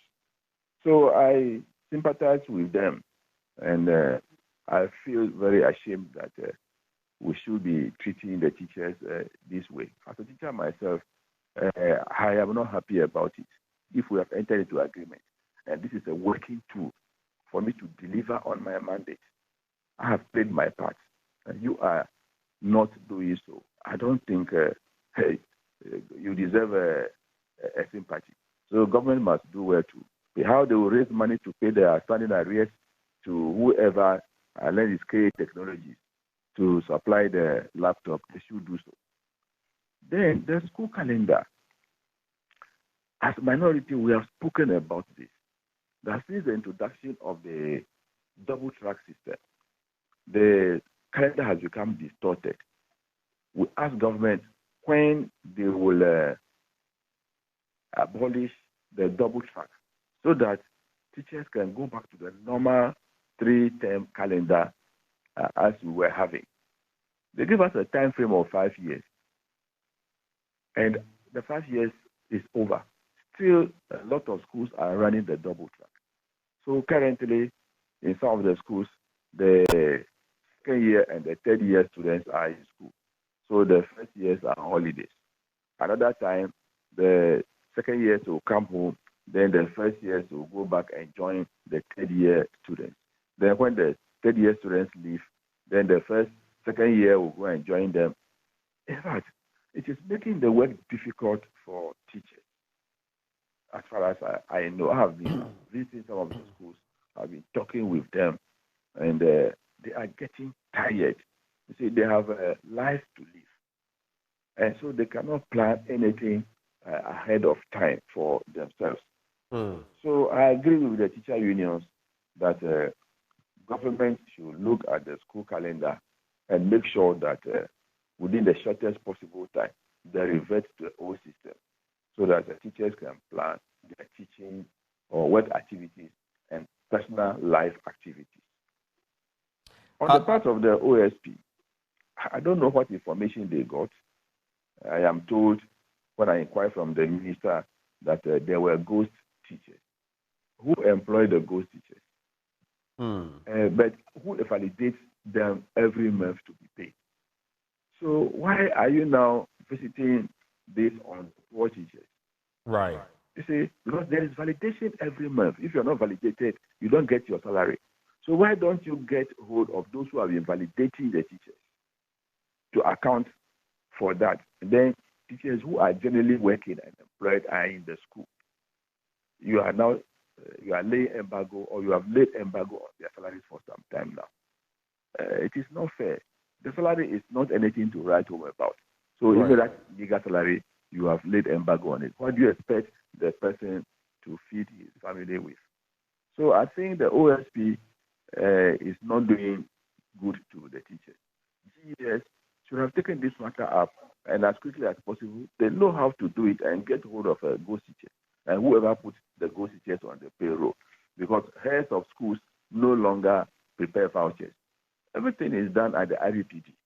So that is where they should start the investigations from and leave the poor teachers alone. After the conditions of service, I think it is the feet dragging or foot dragging of a government that has led to this. So yesterday I met with the minister. I told him that he should make sure that before the week runs out, he meets the teacher unions and resolve the matter, because it is not going to help our students.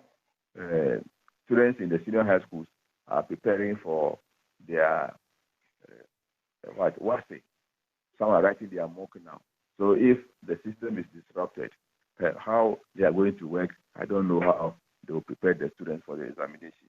Yes, the strike is unfortunate, but I think government must try to be proactive at times and make sure that you need these things in the bud so that they don't come out. So it came as a surprise, but they also have very good reasons. So the Ministry and the Fair Wages and Salaries Commission and then the National Labour Commission should, as quickly as possible, resolve the matter so that they can go back to school. Right. Just hold for me, Peter Nochukoto. Let me bring in Austin Game. He is a labor expert. Austin, when you look at the latest barrage of issues that the teachers have brought to bear, from their conditions of service to the laptop situation, where some of them have never got those laptops, they contributed 30% towards to the school calendar, among others. We'll look at the Fair Wages and Salaries Commission statement later. But what are your initial thoughts on these developments? Thank you, Ben. To be honest with you, I think that let me provide my professional view on the what's happening. You see, government should understand, or whoever manages the labor aspect of government should understand that when it comes to labor relations and the issue of negotiation and resolving labor-related issues, government wears two hats. One as employer, and therefore acting as a human resource manager, and therefore meeting labor as contained in the labor law and best practices. Now, the labor law enjoins the employer and the union to jointly have rules that will govern their relationship when it comes to negotiation under Section 1012 of the Labor Act. I'm sure they have. And if they have, then there is no need or there is no way either party can, flex muscles beyond what they have agreed to do. That's one. Two, delaying negotiation beyond 14 days is frowned upon by the Labor Act, Section 104 of the Labor Act. Within 14 days, when they give you the proposal, you have to get seated and negotiate. And negotiations should not go beyond maybe some 3 days, maximum 1 week, they should be able to finish. If there's a reason why they cannot finish and they want maybe an expert to sit between them and facilitate the negotiation, or they want to go to the National Labour Commission for them to determine the way forward, the two parties, all that are enshrined in the rules that will govern the negotiation procedures. But it does appear as if normally it is not easy for government to have a real, hand on the human resource part of this kind of management. And that's what has been creating the problem. And it's assumed as though because we are government, maybe we can instruct. In negotiation, we don't instruct. We don't force issues. It's about, that's why they call it negotiation. Particularly under this law, it's more of an interest-based approach. So the way they are going about it is what has invited the unions to get a little bit upset and are flexing their muscles, as it were. That's what it is. Let's begin to, and you say they are flexing their muscles. Some would ask whether it is relevant to flex their muscles, especially when the Fair Wages and Salaries Commission says every process that has to be enacted or brought to bear has been brought to bear in these negotiations. What's your quick thought on that before we take apart the issues raised one by one and then get to the Fair Wages and Salaries Commission and what it says? Are the teacher unions not jumping the gun? Well, not necessarily. Let me be very open to you this way. I lead a lot of the health sector workers in negotiation, from the nurses to the laboratory people to the all of them. I lead them. My company leads them to the negotiation. That is why there is some healthy kind of thing, because we go by the principles, and because of that, you don't hear of the catcalls, as the case may be.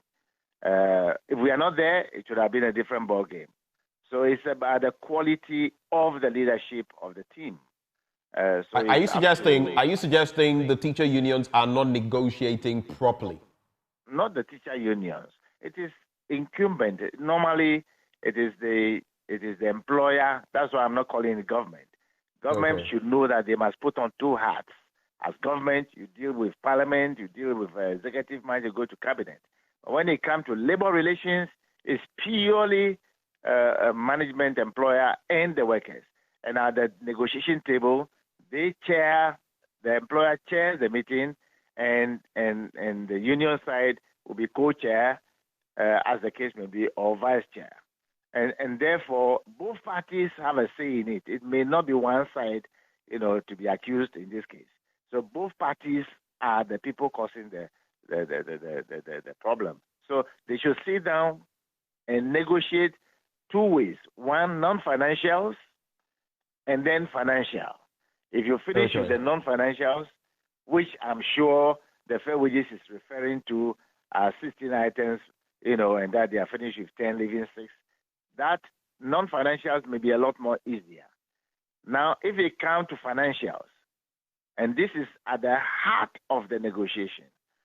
If Ministry of Finance believe that they have a say in what the numbers will look like, they must provide sufficient information as according to Section 97 of the Labour Act to convince the other party that this is the reason why they cannot do A, B, C, D. That negotiation would have been over by now. Right. But if they are not supplying the information, what do they expect? And they have been negotiating always based upon inflationary and other related matters. Since that is what they know and they are doing, let them concentrate there and face the music. But I don't think that is the proper way to go about it. Let me come to, hold for me, Austin. Let me come to Peter, Nochukoto.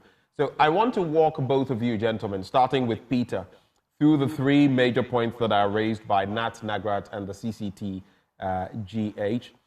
The first point has to do with the delay with negotiation of the collective agreement per their statement, and they talk about the fact that following the expiration of the collective agreement in 2023, the negotiation of the new collective agreement should have been completed on or before February the 29th, 2024. But that had not happened. And they go on to mention that the new collective agreement stands unnegotiated, and they raised this concern in their letter to the Director General of the Ghana Education Service, again to the National Labour Commission.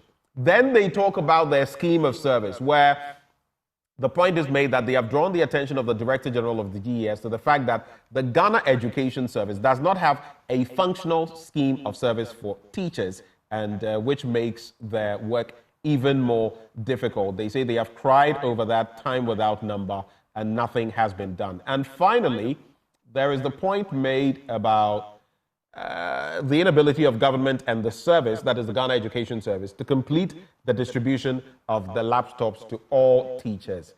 So taking them apart, we've already started talking about the laptop situation. Do you have any idea, since you sit on that committee, do you have any idea which chunk of these teachers have not got their laptops yet? Mr. Nochukoto, are you with me? I don't have the real figures, but my information is that quite a large number, about 45%, received the laptops. So about 45% have not received it, or about 45% have received it. That is my information. 45% have received it. 5%. Yeah, especially those in the primary schools. And then the junior secondary school or the junior high school, many of them have received, as well as the senior high school. But in the primary school and the KG, that's where we have the higher concentration of teachers. They are yet to receive them. So the issue, as I said earlier, is about money. Government entered into an agreement without making the necessary budgetary allocation for it. Now, you realize that the amount of money that should have been used to construct school blocks, that should have been used to provide furniture and other things at the basic level, is what we are going to use now to pay for the laptops, 98 million Ghana cedis. That was what Parliament approved as part of the Get Fund formula 2 days ago. And you say this should have been used for what? Purchasing should have been used to desks and stuff? Infrastructure. The money was for basic education. Should have been used to provide furniture or school blocks or other teaching materials for use by pupils. But this money is now going to be used by government to pay for the laptops before they can be distributed to the teachers. So that is the challenge. But for Get Fund, I don't think government will even get any money to pay. And I can tell you that for the 2024 budget of the Ministry of Education, there was no allocation to pay for the laptops. That is the saddest part of it. So you can imagine how Get Fund is suffering. Money meant for other facilities will have to be diverted, or don't know what to them to use to provide the laptops for the teachers, which is not fair. Which then means that those areas are going to suffer, and how do we account for them? Oh, definitely they are going to suffer. And when you argue, they will tell you that, they are teaching learning materials, they are kits that the teachers also need. But if the Ministry of Education has entered into agreement, make it part of your annual budget. Meanwhile, Get Fund has been capped. And instead of 7.93 billion that Get Fund should have received this year, the Ministry of Finance has allocated only 3.2 billion to them. So already the government has taken about 4.7 away from them. Why don't you use part of that 4.6 billion to pay for the laptops? But they have pushed the payment for the laptops to Get Fund again. So Get Fund is being crippled, and that's why they are owing a lot of contractors money they have spent on providing or constructing classroom blocks, providing other materials for schools in the country. So you see the irony of the situation. If you knew you were not going to have the resources to provide the laptops, why did you promise the teachers? And that is where we find ourselves now. Hold for me, Peter. I'll come to you on the other points as well. So, Mr. Game, Austin, here we are. Peter talks about the fact that there was a promise made without necessary budgetary planning or allocation or thinking, if you like. And now we've had to divert money from the GET Fund. The GET Fund in itself, what is supposed to be allocated to the GET Fund, we do not give. We take away from it. And in this instance, quite a chunk of money, maybe about 50-60%, has been taken off by the finance ministry. That has been happening for a number of years. So they don't get what is allocated them. And in addition, now they have to divert some of those funds that should have been used for infrastructure into the laptop saga because no provisions were made on that promise to fulfill the entire commitment. And he says the GET Fund is being crippled. What is your take on that point? And how could it have been handled better, Mr. Game? Well, to start with, the workers and the leadership, that's the unions, have been fairly charitable to the employer. I am completely not in favor of mentioning the operative word government. That is the reason why I'm using the word employer when it comes to relationship. According to the Labour Act, Section 9, which is the duty of the employer. The duty of the employer. But the employer, Mr. Game, the employer is government. Yes, so they should know that they are the employer in this case and not operating as a political entity to give instructions. Now, according to the Labour Act, it is undiscussable. It is the duty of the employer to provide not just the work, but appropriate raw materials, machinery, equipment, and tools. One of the tools they think could be a chalk, could be a laptop, could be anything that is related to the work that they have to do. I have read to you now what the law says. And our labor law is not a legalistic document. It's an operative law to help the employer and the union and workers to work conscientiously in their lawfully chosen occupation. So clearly what it is that if the workers are to provide, enhance the productivity of the employer, they must supply them with the tools, with the equipment, with the machinery, and not the workers paying for it. That's why I said they are charitable. And I'm speaking for workers in general, including the teachers. It's not about government today or government to come tomorrow. They must ensure that the tools are provided. I'm an employer myself. I've also provided the tools and the machinery and equipment for my working people. That's why we do what we do. So if they are not able to fulfill that promise, the issue about free can always create problem and the tension that we are witnessing today. The law didn't say the workers will contribute to it. The employer will be the one as a duty providing it. That is it. That's what it is. Let me come back to you, Peter. Then the other point, in fact, the first point they make has to do with the delay of negotiating their collective agreement. Now, it expired in 2023, and the new collective agreement should have been completed on or before February the 29th, 2024. It's another crucial matter they mentioned. They have brought in the Ghana Education Service, they brought in the National Labour Commission to no avail. For which reason? It's one of the reasons they've cited for downing their tools. On this specific point, what more do you know beyond what the release tells us? Yeah, thank you very much. I'm sure what Honorable Austin Game said earlier about the negotiations, the time frame, that has been our concern. that if you entered or you started negotiation and you have timelines within which to operate and come to an agreement, why do you fail in that agreement?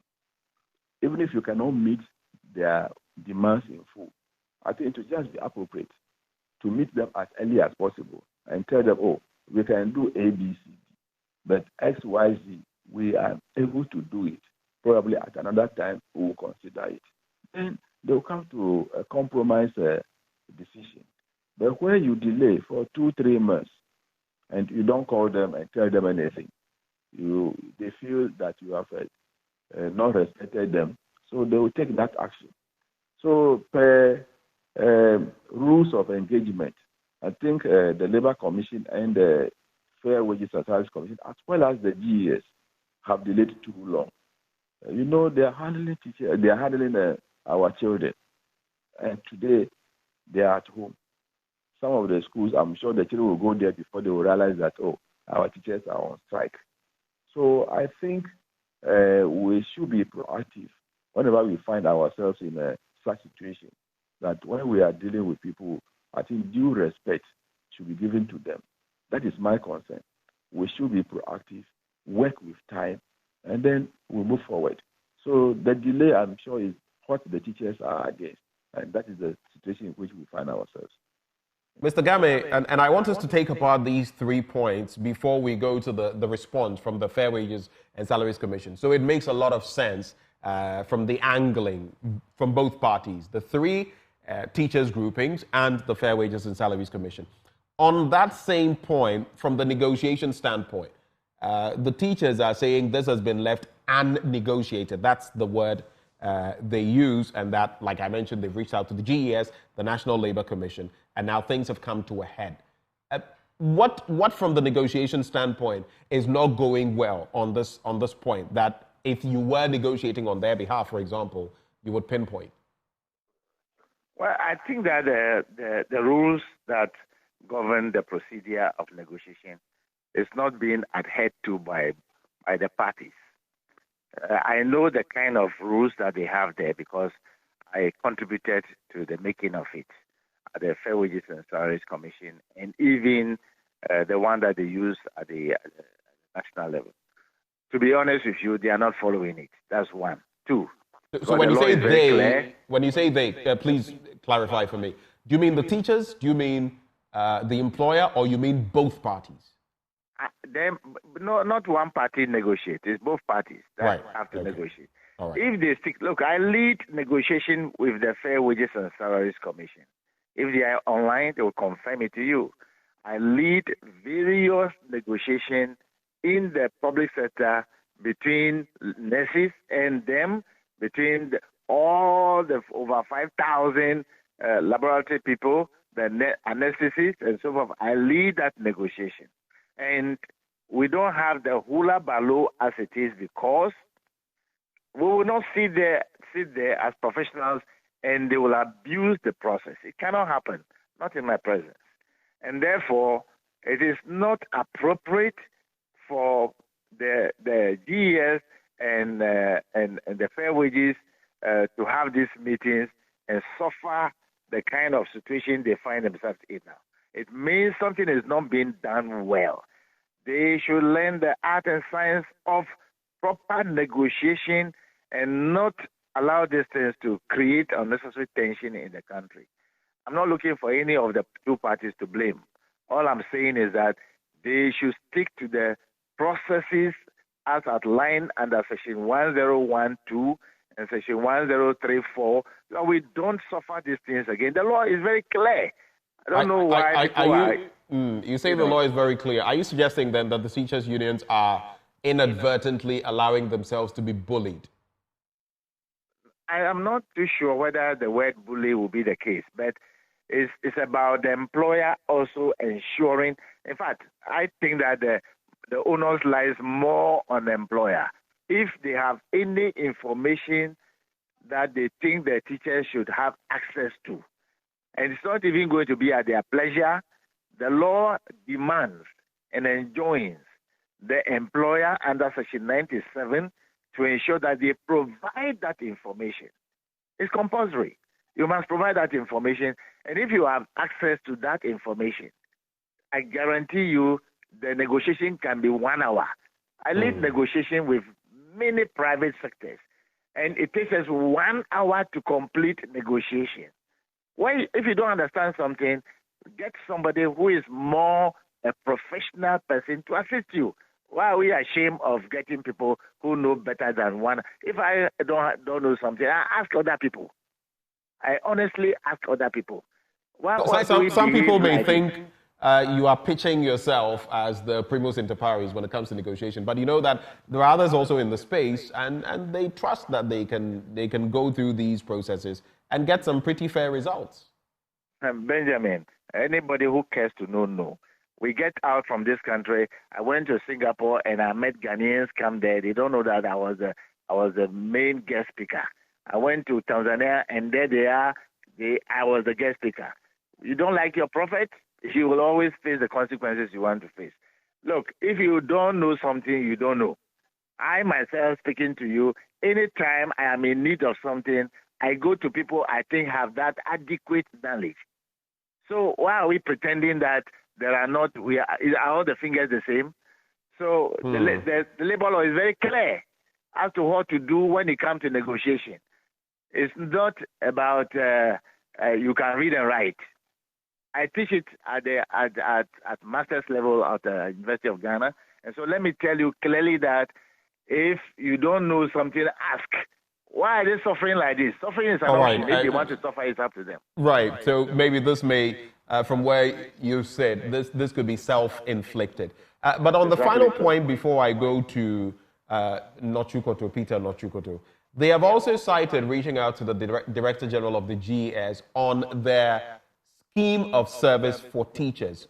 It does not have, the GES does not have a functional scheme of service.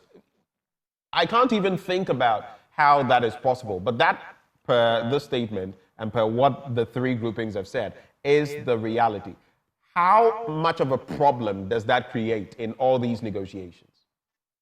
Employers are not supposed to design a scheme of service which generally leads to training and development of skills, and which leads to promotion, guidance generally as to how the relationship relative to training and development of skills should be. It's not a one-sided affair. We have been doing it with them and other people all the time. I wonder why a very simple thing about a scheme of service should lead to strike, for instance. I wonder why. Benjamin, I can but is it not a valid point? Is it not a valid point they raise? Is it not a valid point they raise that they need a functional scheme of service? Yes, I agree with the teachers. That's why I'm saying that it is nothing so dramatic. It's a very simple thing. I'm not saying that we should simplify things per se, but I'm saying that, to be very honest with you, designing and making a workable scheme of service that will enable the parties to fulfill part of the sections of the law. So the law enjoins the employer to train, retrain, develop the human resource and the skills of the working people to enable them enhance the productivity of the employer. And so therefore, if you don't have a scheme of service, how will the people be guided through as to how they will be trained, how they will go through promotional things, and so forth and so on? Because the element that is in the collective agreement is too small. And therefore, you must have a scheme of service that will be read as virtually part of that collective agreement. But the collective agreement is powerful, and maybe that's why some of the employers don't want to have it done. But I think that this should be understood clearly. It's nothing worrying. If they think they don't know how to go about it, they should look for other people. There are so many professors at the University of Ghana and many other universities or professionals in the country. If they don't want to talk to some of us, they should go to where they can go. Right. Hold for me, Austin. On that same point, the scheme of service, how shocking is it for you, if at all, that the GES still hasn't provided a functional one for these teachers, Peter? You want me to talk? Yeah, no, Peter, not Chukoto. That's for Peter. That this should be part of issues that form part of the reasons why they are going on strike. It's something even within a week they can resolve. How do you go about promotional issues in the service? How do you provide materials that they need? Those are things that they can quickly resolve. And I even foresee something which is serious for the GS to handle. Currently, we are producing graduates into the system, graduate teachers from colleges of education, and they are going to start them as a principal superintendent.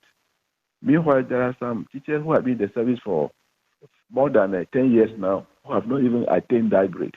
But somebody just out of college of education is going to be made a principal superintendent. That's a looming danger, even in the service, which when we are talking, they are not listening to us. So for me, the Director General should quickly convene a meeting with the teacher unions and then probably some labor experts and quickly draw these conditions or scheme of service. It is not anything that should take so much time that it should be a reason for strike action. I think some people are sleeping on the job and they need to wake up and do the right thing. Who are those sleeping on the job? Well, they know themselves. But maybe you could clarify for us who and who are sleeping on the job. Those the employers. The employer. Yes. So government is sleeping on the job. Oh yes. As far as education is concerned, this time we are not seeing the way forward clearly. Gentlemen, let me now walk you through the statement from the Fair Wages and Salaries Commission, and then you can juxtapose them, put them side by side, and weigh their merit. The statement from, or the release from the teachers' unions, and that of the Fair Wages and Salaries Commission by way of response.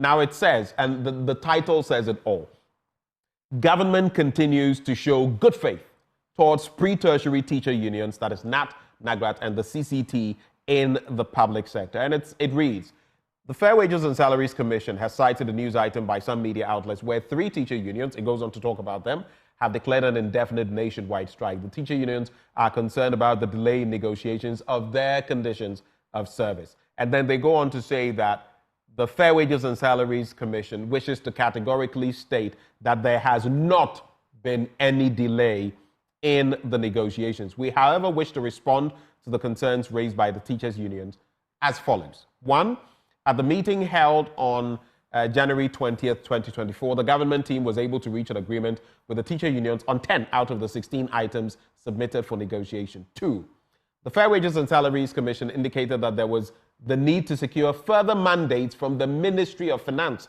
on the outstanding items in order to conclude negotiations with the unions. 3, subsequently, the Commission extended an invitation to the teacher unions on Tuesday, 19th March 2024 for a meeting on Thursday, which is today, the 21st of March 2024 at 10 a.m. to continue and possibly conclude the negotiations. And they attached that letter. Then they say the Commission went further to contact some leaders of the teacher unions as part of preparations towards the meeting on Thursday, the 21st, which is today. There was no indication whatsoever of their intention not to be available for further engagement. Point 5, and I'll just do the last 2 points.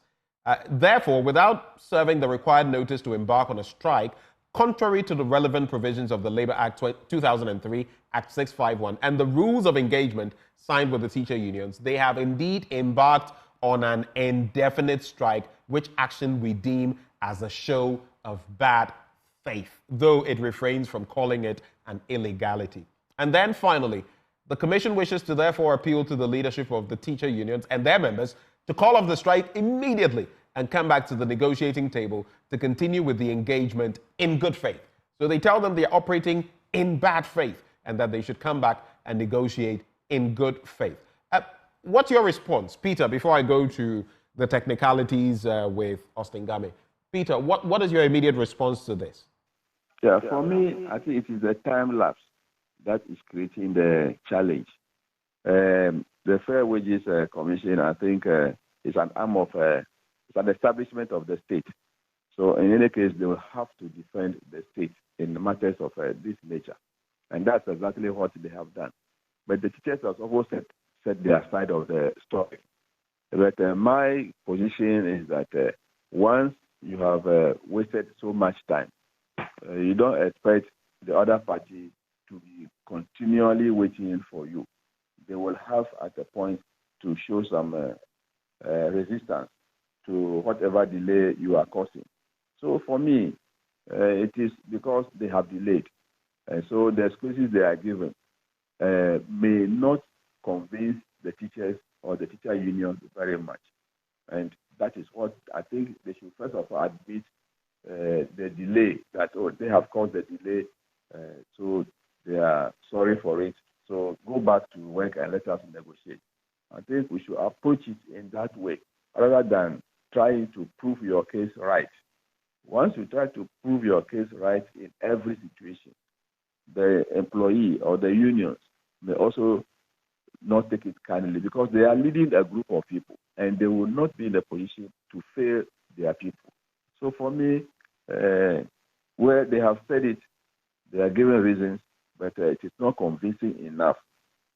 In other words, they have waited for too long. In other words, are you saying that the Commission's release, the Commission's response does not serve the purpose of trying to bring the teachers' unions back? In fact, it only agitates them further.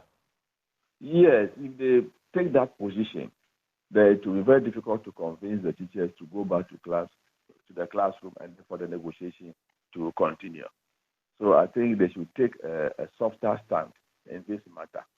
Look at what is going to happen to the children who are at home waiting for their teachers to come back to school. We have to look at that angle. So for the sake of the children, the Fair Wages and Salaries Commission, as well as the Labour Commission, should as quickly do and stop the blame game and then get to negotiations and end it within a very short time. Now, to you, Austin, the Labour Act 2003, Act 651, has been brought into the fray by the Fair Wages and Salaries Commission. On the basis of that same act, do they have a point? Especially where they also talk about the fact that the teachers' unions have acted in bad faith. Now, mind you, there was a meeting scheduled for today, but the teacher unions also prognosticated, they forecast that it would be the same situation normal. And so they decided to embark on a strike or an industrial action yesterday. Who has the foreground here, or the upper hand? It seems that the teacher unions have also waited for too long, or that is their decision. Well, we have expected you to do A, B, C, D. They have taken the decision already. And probably the letter must have gotten to them even after they have declared the strike, or after they got it, whichever, I don't know. But once the strike has been declared, it is now for the employer to make sure that as quickly as possible, meet them, and then plead with them, negotiate with them, so that they can go back to work. That is all I think for the time being they should do, and not blame each other for what is taking place. I think proper engagement will solve this problem. What then would you say is the way forward? Now there is this standoff, right? What then is technically the way forward? If you had been called into the fray in a situation like this, how would you handle it, Austin? You see, many a time when teacher unions, either at the pre-tertiary level or the tertiary level, go on a strike as this, we try to come in. Then they will tell us, the last time you spoke to us, we went back. Government failed to do A, B, C, D as decided. So we are finding it very difficult now to call on striking unions to lay down, to go back to work. It's becoming difficult for us because government or the employer has, rather is saying the employer is trying to make things difficult for the committee. You see, one with the University Teachers Association of Ghana, we sat down, we took the decision, do this, the government agreed before we realized the government related on its responsibilities or obligations.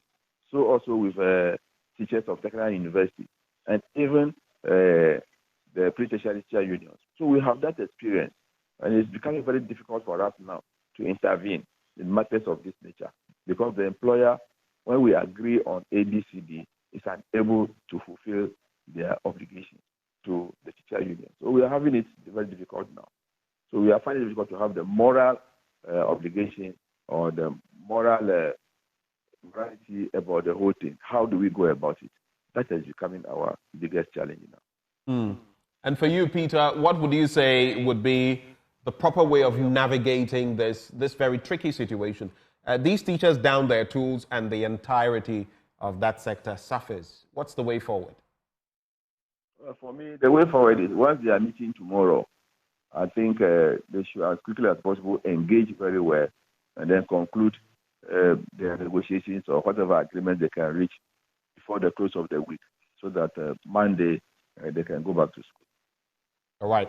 Right before I led, and for Austin Game, I mean, we're done with the conversation, but I had to sneak in this bit. It's a tangential issue.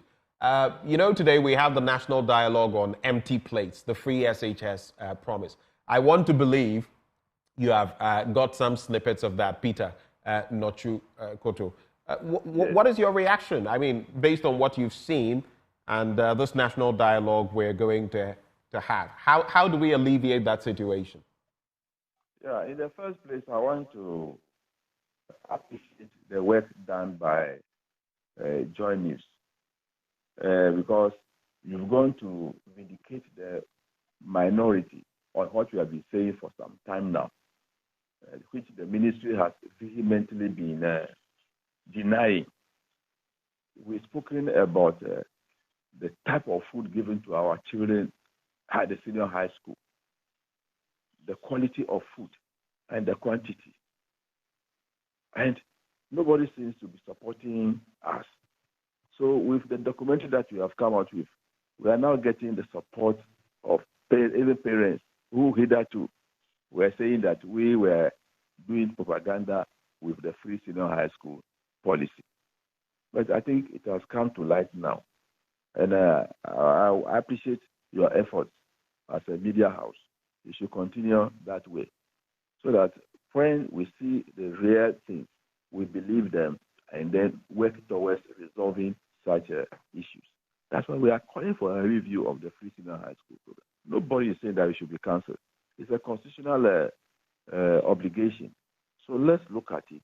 How do we do it to the benefit of everybody, including government? But people will not listen to us. They will tell you it is a propaganda, you want to cancel it. Nobody is interested in cancelling it. We just want to make sure that it works and works very well. So your station interviewed me, I think, on Monday on this, and I made my points clear that it is now time for the review of the program. And one thing we must do, as far as feeding is concerned, is to decentralize the procurement of food items. Send all the money to the, just as they do for colleges of education. The 10 Ghana cedis that is released for the feeding of students, none is kept in Accra for colleges of education. Everything is sent to them. So why don't you send the 10 cedis to the senior high schools also for them to manage? And I can tell you, our investigations have shown that the Free Senior High School Secretariat has become a conduit of corruption in the system, because they provide underweight food items. They provide food items that are not wholesome. And when you are saying it, people are not understanding it. So thank you very much for the documentary. It is an eye-opener. And I hope that the Ministry of Education is listening or is watching, and they will make amends. So well done for what you are doing for Ghana. Well, for God and country, that's what we always do, and that's why we're also independent, fearless, and credible. I'd like to thank you, gentlemen. Austin Game is a labor expert. He joined the conversation. Thank you, Austin. We also had Peter Nochu Koto.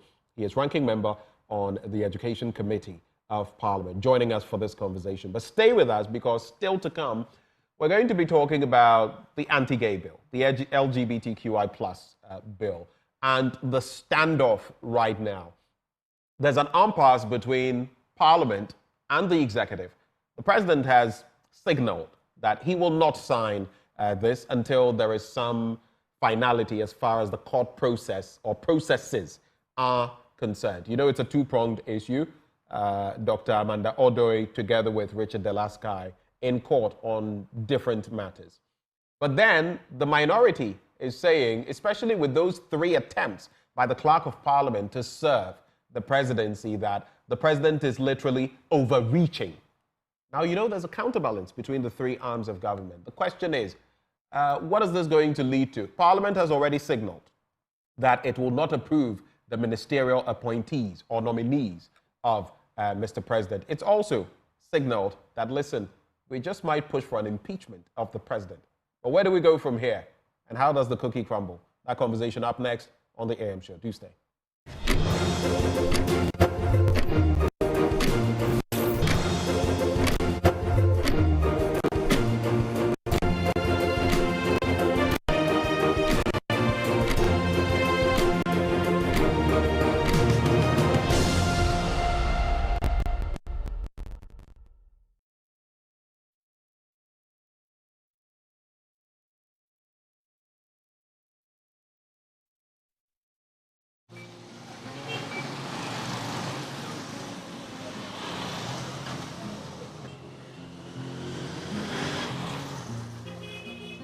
Aflao, a bustling border town where community and family ties run deep.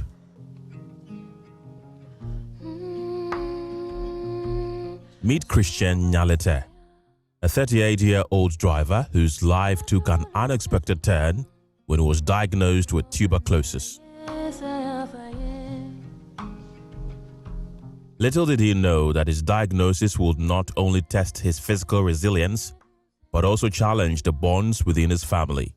First, I sick, and I take it like normally sickness like malaria.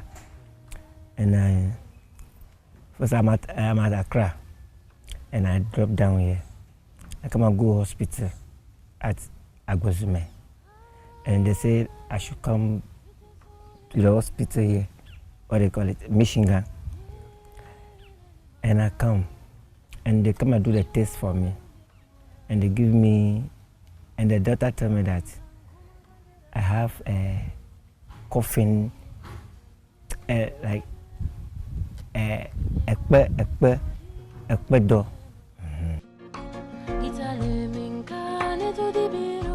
Christian's world crumbled as he faced a heartbreaking reality.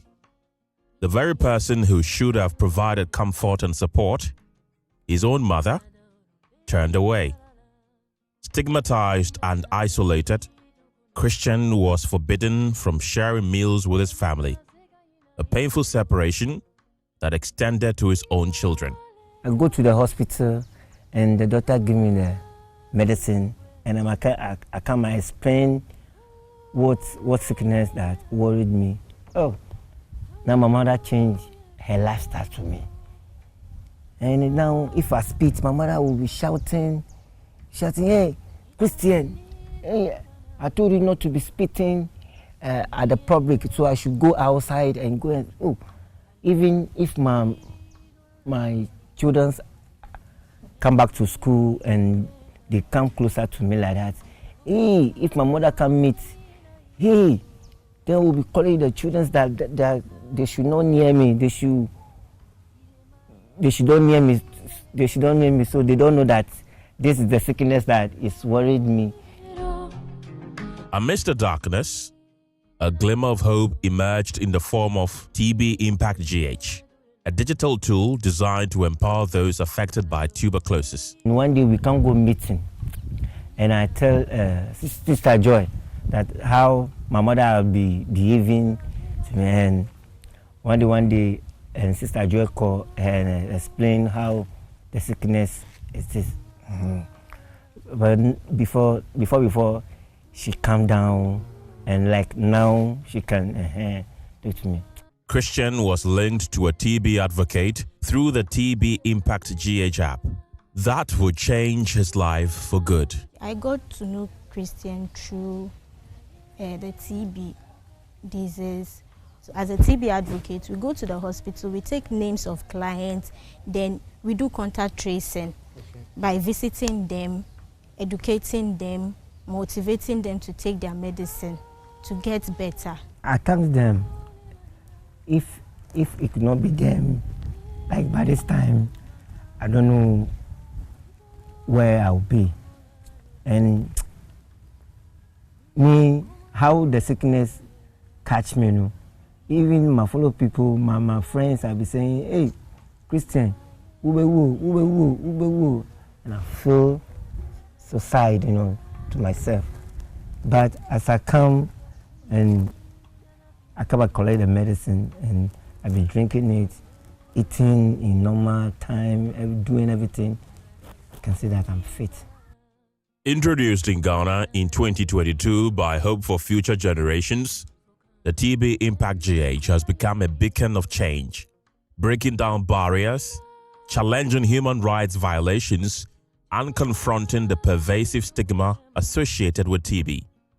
This has reduced the TB mortality rate, especially in the 9 high-burden districts in the Volta, Central, and Greater Accra regions. And when we diagnose the people of the condition and they get back to their various homes, because of the stigma that is attached to the conditions, they don't follow up in terms of taking the drug. They don't want people to be aware of the conditions they have.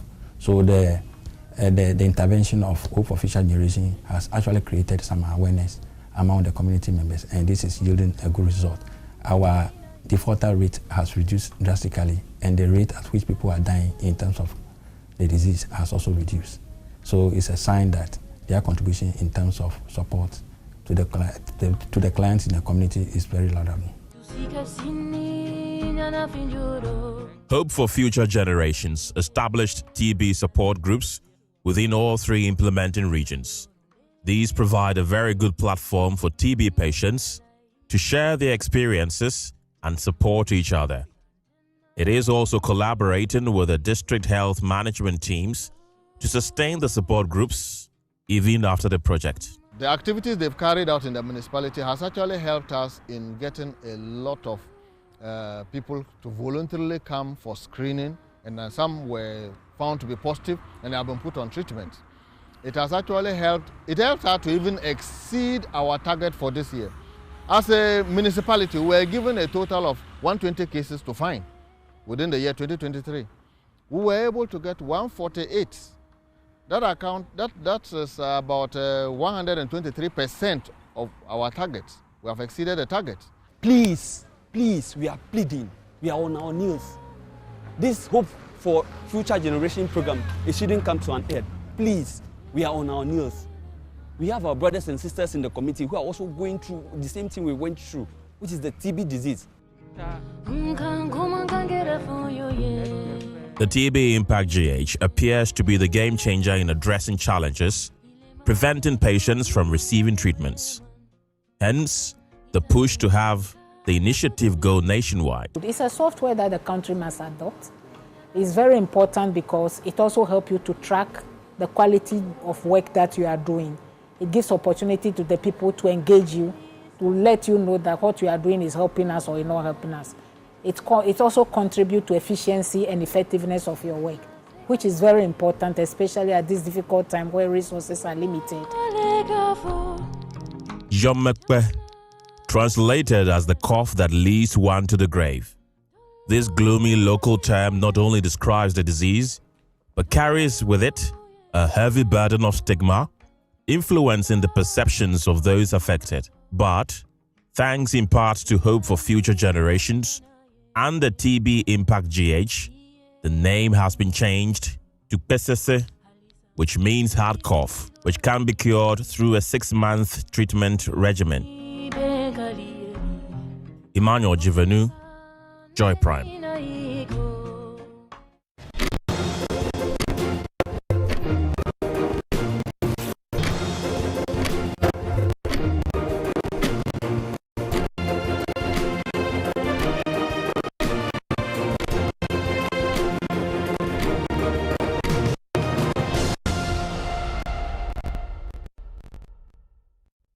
Welcome back on the AM show.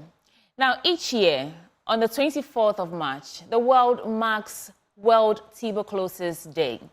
It's a way to commemorate or to join hands globally to propel the fight to eliminate tuberculosis. According to the World Health Organization, about 1.5 million people lose their lives to tuberculosis. It poses a significant global health challenge, particularly in sub-Saharan Africa. And as our way of marking World Tuberculosis Day, we are going to have a conversation. I'm joined in the studio by three wonderful guests. Emmanuel Kwame, Programs Manager of Hope for the Future Generations. Dr. Yao Edusupoku, Programs Manager of National TB Control Program under the Ghana Health Service. And Anthony Echia, who is a community member and someone who's been affected by tuberculosis. Ladies and gentlemen, it's a pleasure to have you here in the studio. Good morning to you. Good morning. How are we all feeling? Very well, thank you. Right. So let me start with you, Dr. Edusi. According to the World Health Organization, it says about 10 million individuals worldwide are affected by tuberculosis. What is the case for Ghana? Thank you very much, sweetie, and good morning to all of us. Yeah, so for the case of Ghana, every day, 30,000 people fall ill. Every day,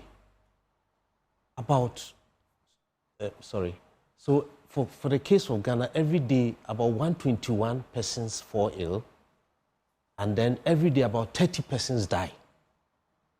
From tuberculosis? From tuberculosis. So really, it's threatening to society, and we have to do something about it. It's not that we cannot cure it. It's about advocacy. Have I heard it? You see the tape that was ruled out. This is a guy who is in a village, who is minding his own business, trying to get something going, and then he starts experiencing symptoms. He doesn't know what it is, but thankfully, he heard something from either on TV or on the radio, and then he came to the health facility. He was assisted by the community. One of them is the Hope for Future Generation Advocates. So you see how it goes. We can cure TB. Right. And in that regard, the TB Control Program under the Ghana Health Service has partnered with Hope for Future Generations to create awareness, to stop stigmatization, and really just educate communities about what this disease is and assure them that it's not the end of life. Also in that same line, you've developed an app. Could you please tell me a little bit about that app, Madam Kwame? Okay, sure. So Hope for Future Generations brings in the civil society perspective and contribution to the TB response in Ghana.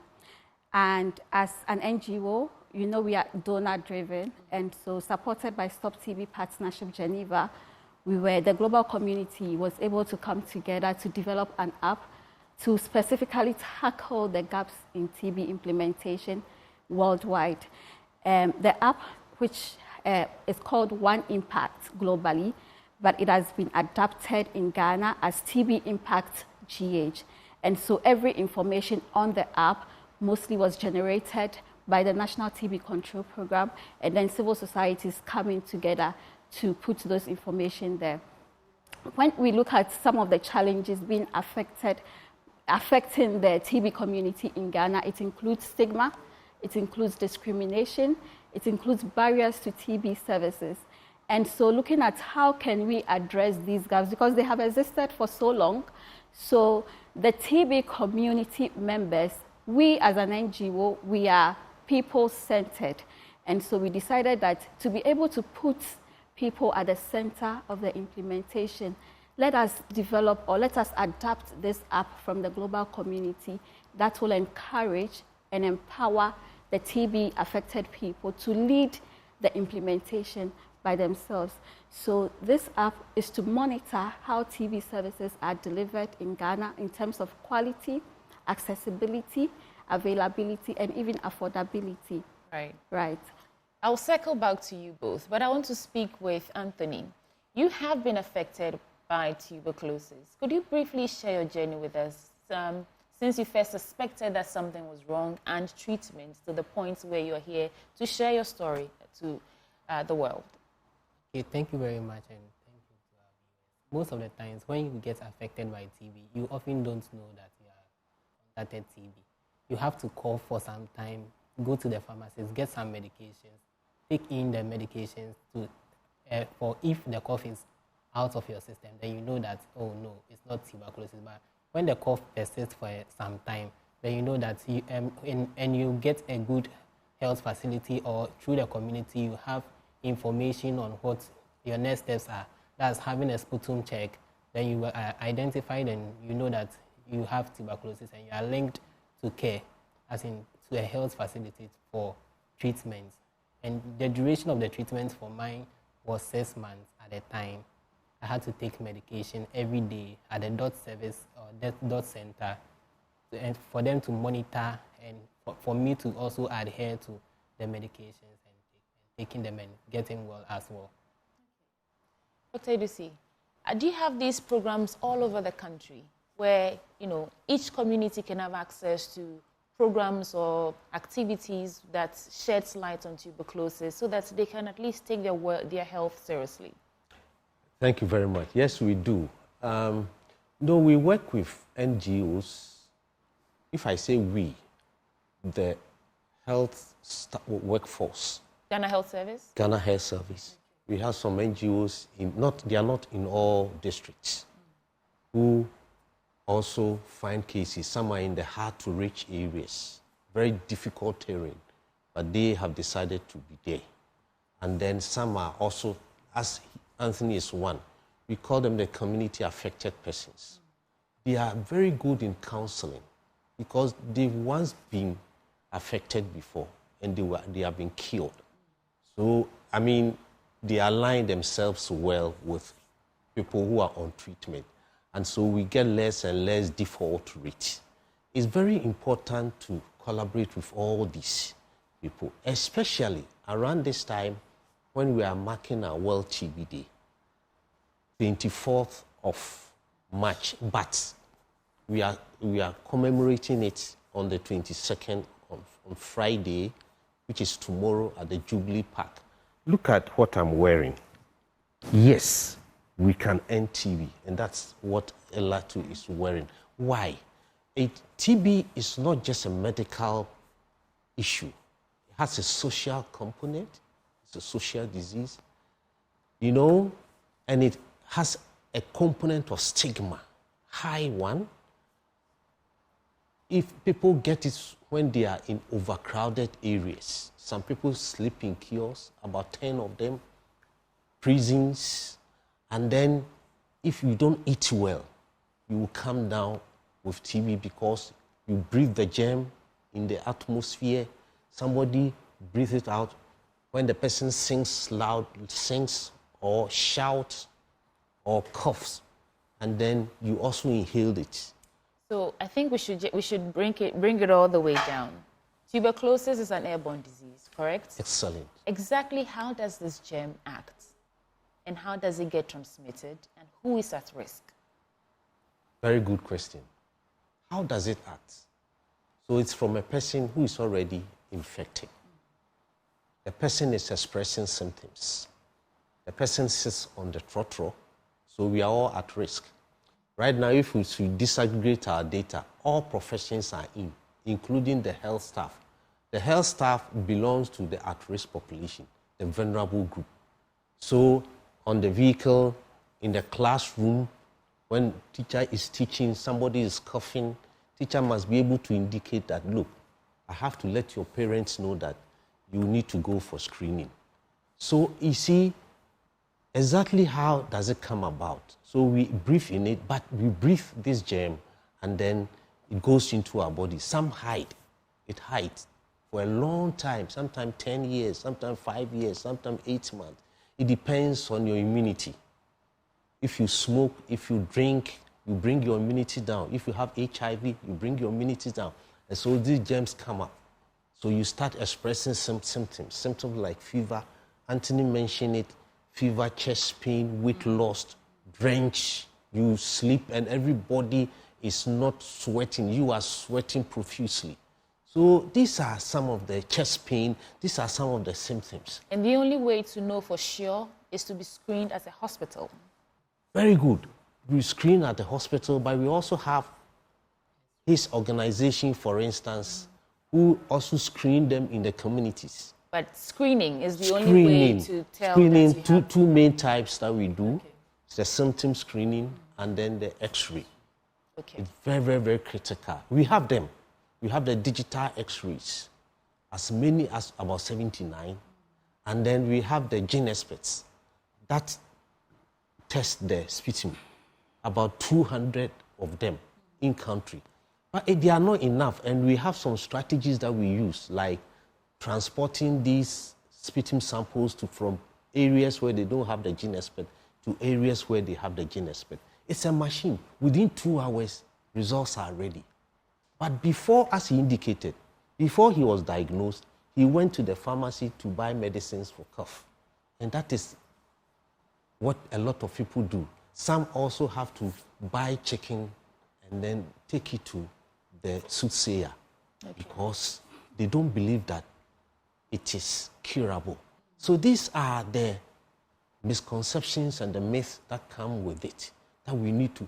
But we need to have the collaboration, political. When I say political, it's not a seat of government. I'm talking about the chief executive officer in a district who will stand and say that, look, all persons who are coughing, go to my district hospital or go to my health center. We will screen you. Or the MP who is in the constituency and say, look, I'm campaigning. This is my mantra. Go to the hospital, the health facility, and get tested. This is the way to go. The teacher is teaching, and then realizing that some are chronically coughing. So everybody, and you are interviewing us, people who are watching us, they will go to the health facility for screening. So it's a work that we all need to do. Okay.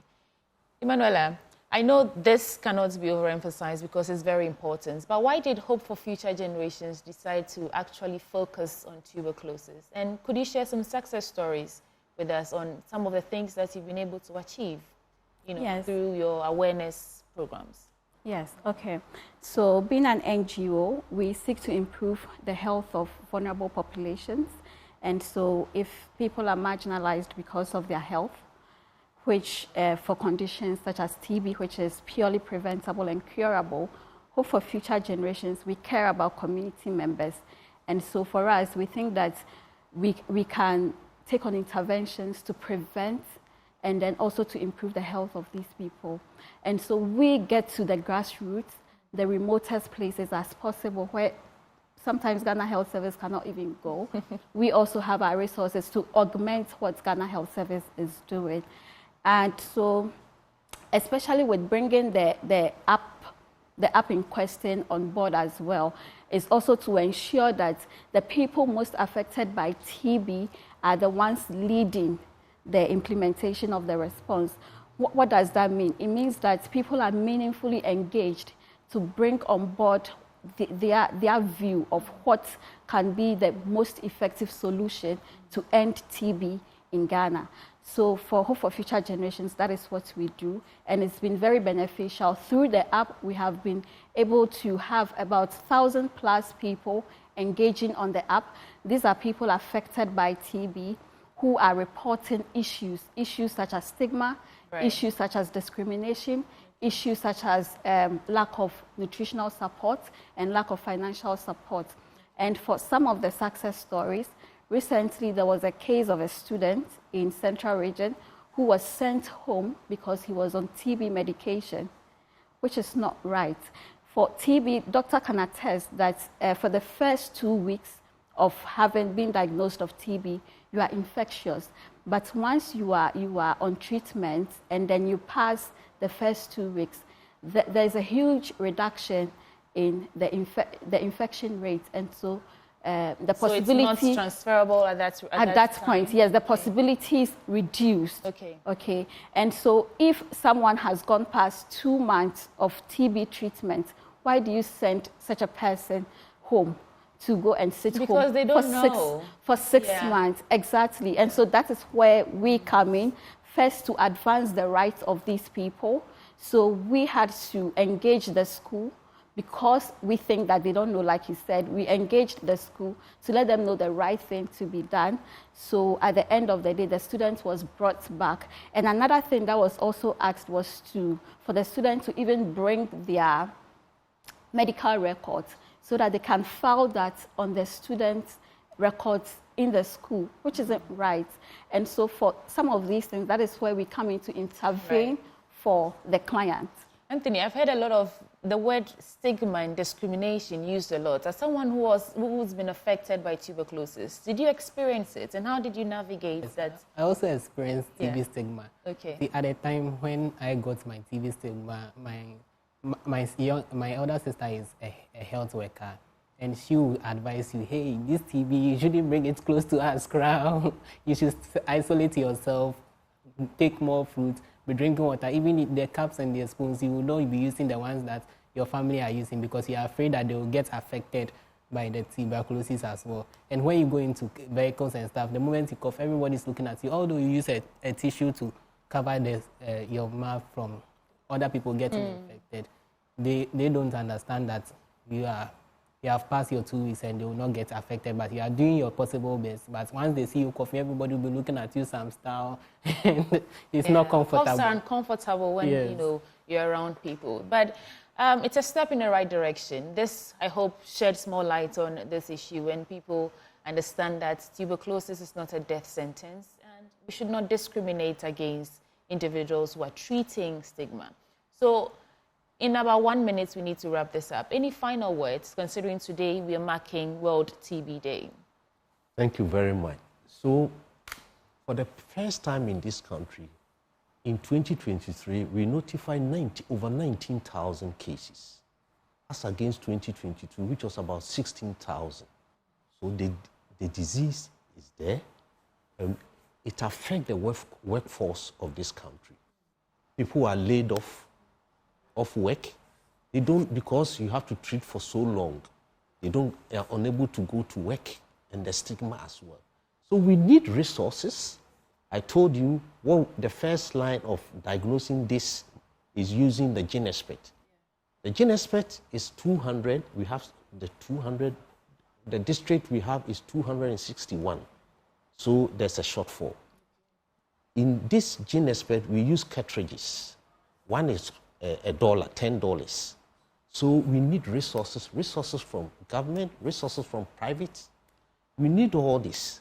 Together, we need to partner with media. And so we want to thank your station. It's real. We need resources. We must all come together. Thank you. Well, Emanuela, yes. How do we get access to this app? Because obviously it's the first step towards a pool of information and how to even navigate the world of tuberculosis. How do we get this app? And then you can wrap up with any final words you want to add. Right. So the TB Impact GH app is downloadable on Google Play Store and then the App Store. So once you get there, you can, and then you go through the registration and you can have access to all the information on the app. We also have a toll-free number that you can reach us on for TB counseling, psychosocial counseling services. It's 0800 457 231. Should I take it again? Yes, you can take it again. Okay, so 0800 457 231. So you can reach us on the toll-free number, and then we can assist you with all the support you need to go through your TB diagnosis and treatment. Okay. And finally, Anthony, what would be your message to all those watching you with tuberculosis, someone who's never even heard about the disease before, as someone who's been affected by tuberculosis? And you're okay now, though, right? Yes, please. Yes, good. Okay.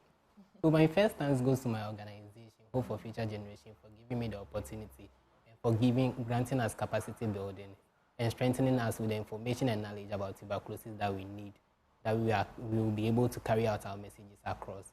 And also for the TB community, which I'm a part of, we should continue to have the information, create awareness, and share. I think through each Hope for Future Generation, there are support groups now that have been created so that we can communicate between ourselves and give ourselves morals and strength to be able to adhere to treatment, stay safe, and be as in cured out of the TB disease as well. So like there is hope, there is hope, right? So it's not the end of the world if you have tuberculosis. Emanuela Kwame, Programs Manager for Hope for Future Generations, the organization, non-profit organization, creating awareness and making sure that every grassroots communities where, like you said, Ghana Health Service cannot go, they understand that tuberculosis exists, but it's not the end of the world. And Dr. Yao Edusipoku, Programs Manager at National TB Control Program under the Ghana Health Service. And then Anthony Echia, member of the community and an advocate for tuberculosis. You were my guest. Thank you so much for staying for this conversation. Up next, there's more. Please stay with us.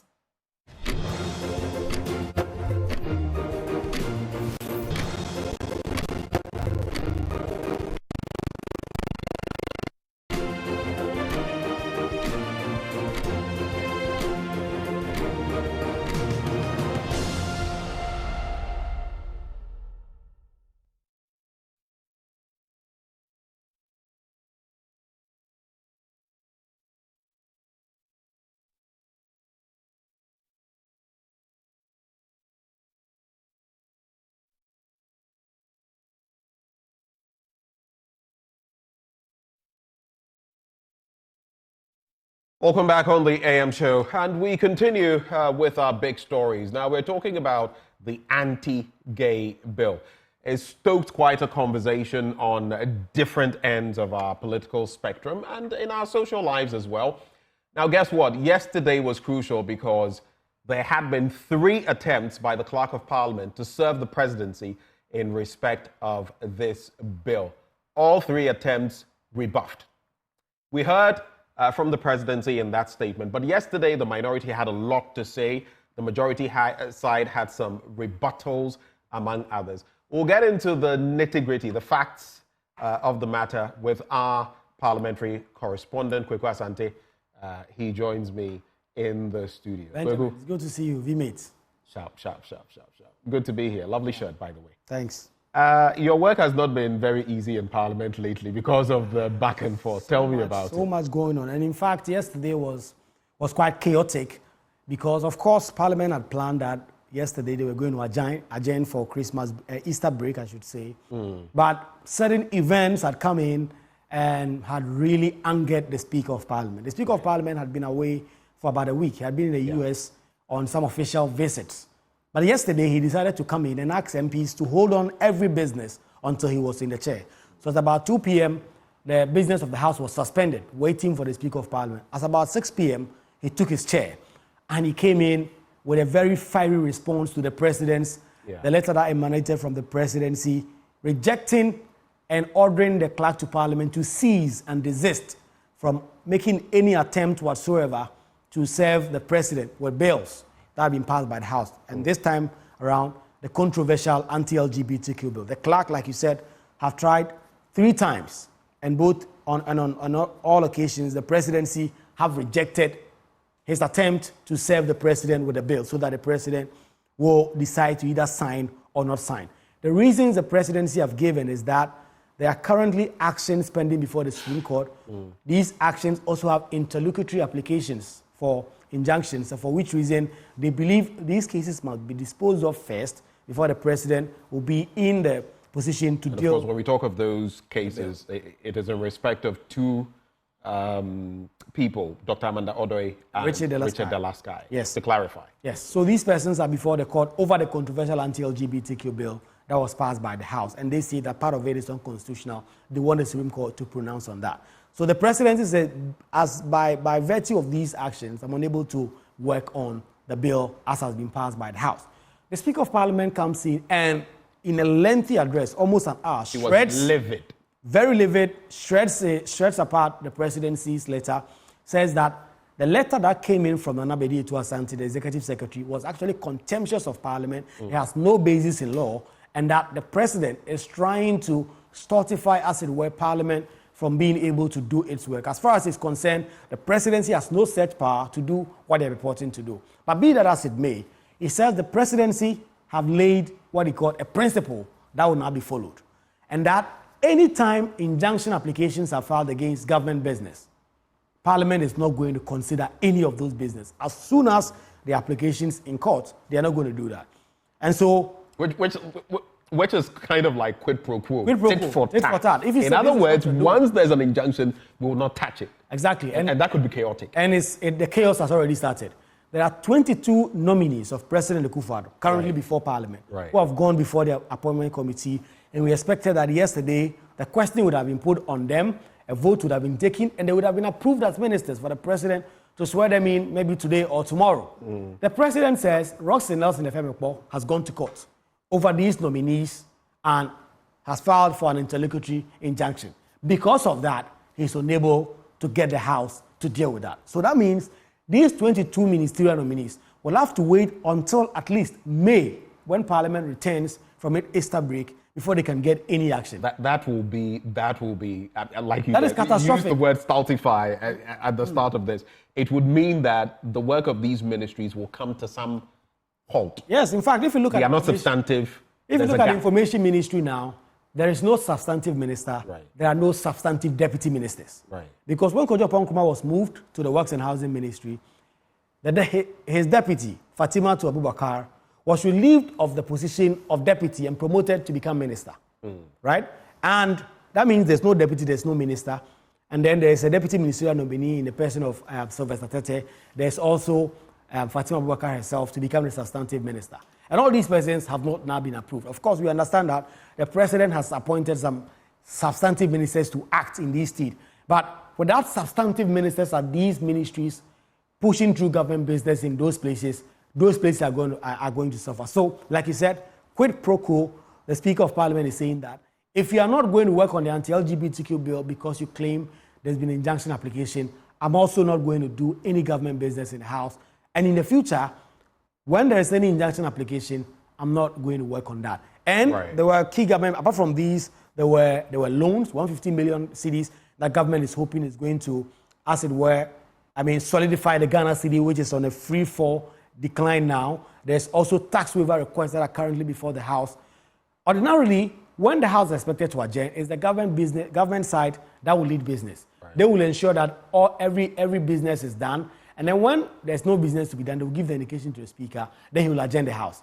As soon as the Speaker finished his address, he adjourned the House. He banged the gavel, and the majority leader was shocked. And we'll get into the dynamics of that and what it technically means, because this is a bigger conversation than some may see it. It basically means that government business, from the executive to the legislative floor, could come to a grinding halt. That means that literally government will be tied down. But what is the thinking of the majority side? Yesterday, we heard from the Efutu MP, Alexander Afenyo Markin, on whether, the cause would be to impeach Mr. President for overreaching, so to speak.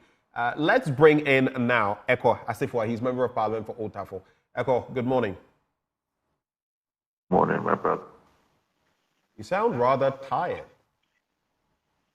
Is it on the back of your parliamentary work? Absolutely. Hello? Absolutely. Oh, I see. A sleepless night? Come again? Sleepless night? Yes. I had to engage a number of media houses yesterday in the evening. Okay, I don't know why I'm struggling to hear you, but I don't know whether it's the sound from the studio or from your end, but I'll just encourage you to speak up a bit. Yeah, so some media houses felt that today is going to be very busy, so we should engage them so that they could record that and all that. So I started around 3 a.m. and I woke up just about 30 minutes ago. I see. Well, thank you for granting us audience all the same. What is your take on this crucial matter that everyone is talking about? Well, let me say a very good morning to you and to your cherished viewers. This is clear. You do me, I do you. Yesterday, because I was an interested party. I sat in Parliament and listened to the Speaker of Parliament clearly and attentively. Okay, Mr. Asefua, we're going to have to remedy this. I can't hear you. I don't know whether the phone is close to you but we're really struggling to hear you. Can you hear me now? It's somewhat better.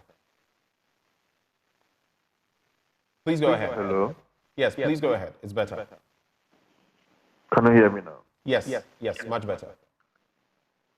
So, as I said yesterday, because I was an interested party, I listened to the Speaker of Parliament attentively. You could see a visibly angered Speaker of Parliament. Maybe because of the anger, it made him make very fundamental mistakes as far as the rules of Parliament is concerned. What are those fundamental mistakes? One, the convention has always been that when Parliament is being adjourned synod, leadership will have to be given an opportunity, or Speaker will have to defer to leadership for them to give their closing remarks. Yesterday, it was totally absent. Totally absent. It seems we were not in a democracy. And all of us were really shocked to the marrow. I mean, no word from anybody. No word from anybody. So it was very surprising that it happened that way. That is number one. Number two, the basic principle in law that you cannot approbate and reprobate. At one breath, the Speaker of Parliament didn't agree with what Mr. President did. In another breath, he supported it by basing on the agreement, or if you like, the decision that His Excellency the President took to also make the same decision, put differently. His Excellency the President's letter to Parliament, as per the Speaker of Parliament, was unlawful. Now the Speaker also takes another decision based on the same principle that was used by His Excellency the President and make a decision. Today, because of that decision, there are a number of ministries that will not have any political head for those ministries to run. Do you then accept, because of the passage of time, do you then accept that, are you then suggesting or accepting that indeed the communication from the presidency to Parliament was technically wrong, unlawful? Well, I don't think so. I think that for all of us in Parliament, especially on the majority side, a bit of an issue that was raised that seemed to be running the minds of most of the MPs was to the effect that the wording probably could have been relooked. But as to the principle, there was nothing, absolutely nothing. That same principle wasn't applied when the e-levy was on the table. There were two challenges from the minority against the e-levy and from an individual in respect of Oliver Barker Vomawo, in respect of the GRA being injuncted not to continue with accessing that cash or implementing it. Mr. President went on to sign it. Different strokes for different folks? I'm very much aware. You are also aware of Article 88 of the 1992 Constitution, which gives the Attorney General the authority or the mandate to be the principal or chief advisor to the President. The President doesn't have to take the Attorney General's advice. We've seen that time without number. Come again? The President is not obliged to take the Attorney General's advice. We've seen that time without number. I'm saying that the Attorney General is the chief advisor to the president. As far as I'm aware, I did not see any advice from the AG's office at the time that e-levy was sent to court, number one. Number two, it is also within the ambit of the lawyers in the case to move an application in court to cite someone for contempt of parliament if that person is believed to do something that goes against the dictates of the law. If the lawyers fail to do that, it is very difficult for me to answer for them. And also, the rules of court also allows for the court itself to cite someone for contempt of parliament, so much without any application whatsoever emanating from any lawyer. And so if a court also did not see it relevant to cite the president for contempt, and remember Article 2 of the Constitution, when someone is being cited for contempt of parliament, especially in the person of the president, it is high crime, which is tantamount to his removal. If all these processes were not triggered, I am very surprised that you would want me to answer for that. That doesn't lie in my mouth to do that. People who feel entitled, or the persons who were interested parties at the time, should have triggered all these processes if none of them was triggered. I am just interested in the different applications of the law based on where, because mind you, Alexander Afenyo-Markin, your majority leader, had signaled in a certain direction. The Attorney General had signaled in a certain direction. Even before that, other members of Parliament had signaled, powers that be within your party had signaled in a certain direction. There's even talk about the fact that Oseiche Mensah Bonsu was for this, and maybe some things happened because he was for that. Then we have the president adopting this position. So are you then making the point that the presidency has done everything right, but the speaker has done everything wrong? I just want clarity on that. I haven't said any of that. All that I'm telling you is that the application of the law, as per His Excellency's Green Letter, the principle in there for me as a lawyer, there's nothing wrong about that. Right. I've had the occasion to cite cases of Ayete versus Agbofu number 2, where the Supreme Court had the occasion to espouse that an attempt, or if you like, any application that is sent in court should be seen as synonymous to an injunction. Right. We also have other cases from the High Court, Republic versus Mofat, Espati Alote, and all of that. So, I mean, that principle for me is not wrong. But if that principle is watertight, by that same principle, then you should also concur with the Speaker when he says that if anything comes from the executive to the legislative arm of government and there is some sort of injunction or court process on it, you will not look at it. It makes sense, doesn't it? My brother, in the instant case, have you seen the writ that Dafiama sent to the Supreme Court? When you look at the writ very well, check point 9. The injunction that Dafiama was seeking for is not in relation to those new ministers like myself who was appointed. No, but I'm not referring to that specific. I'm saying that generally what the Speaker has said, since you're doing this, if you bring anything before Parliament and there is an injunction or any form of process in court, we're not going to take a look at it. I'm looking at the general principle. Quid pro quo. Does it not apply? Hold on, respectfully. The Speaker's ruling yesterday is what we should talk about. The Speaker's ruling and the basis for his ruling was Dafiama Post writ in the Supreme Court. And he based on Dafiama Post writ to rule that because of that, he cannot take the ministerial nominees. And I am suggesting to you that point 9 of the declarations or the release that was sought by Dafiama Post, that injunction application that he sought was in relation to ministers whose appointment was revoked and was reshuffled or reassigned to other places. It is not about ministers, or if you like, deputy minister designate like us. Please, just read the point 9. That is where I have a problem. And that's why I'm saying that in the process of the anger that was demonstrated by Mr. Speaker, he made very fundamental mistakes. That I will not even do. And that is the point I was trying to make. All right. We do not have time for an expansive conversation on this because I would have wanted to take you on some parts of the law, the same law that you keep referencing. But we're going to have to draw the curtains on it here. Eko, we are grateful for your time. Thank you, sir. All right. That is Eko Esifua. He is Member of Parliament for Old Trafford. This conversation will continue, and likely from tomorrow, we'll still have some conversations on this, including in my blunt thoughts. But stay with us. There's a lot more coming your way on the AM show.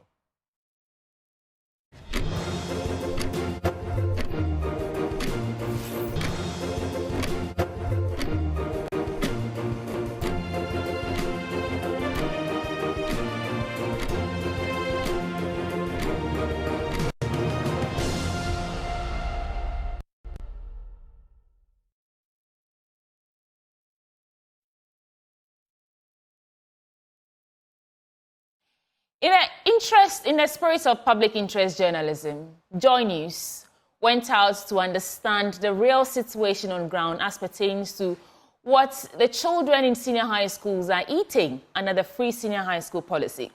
We came up with the documentary Empty Plates, the free senior high school promise.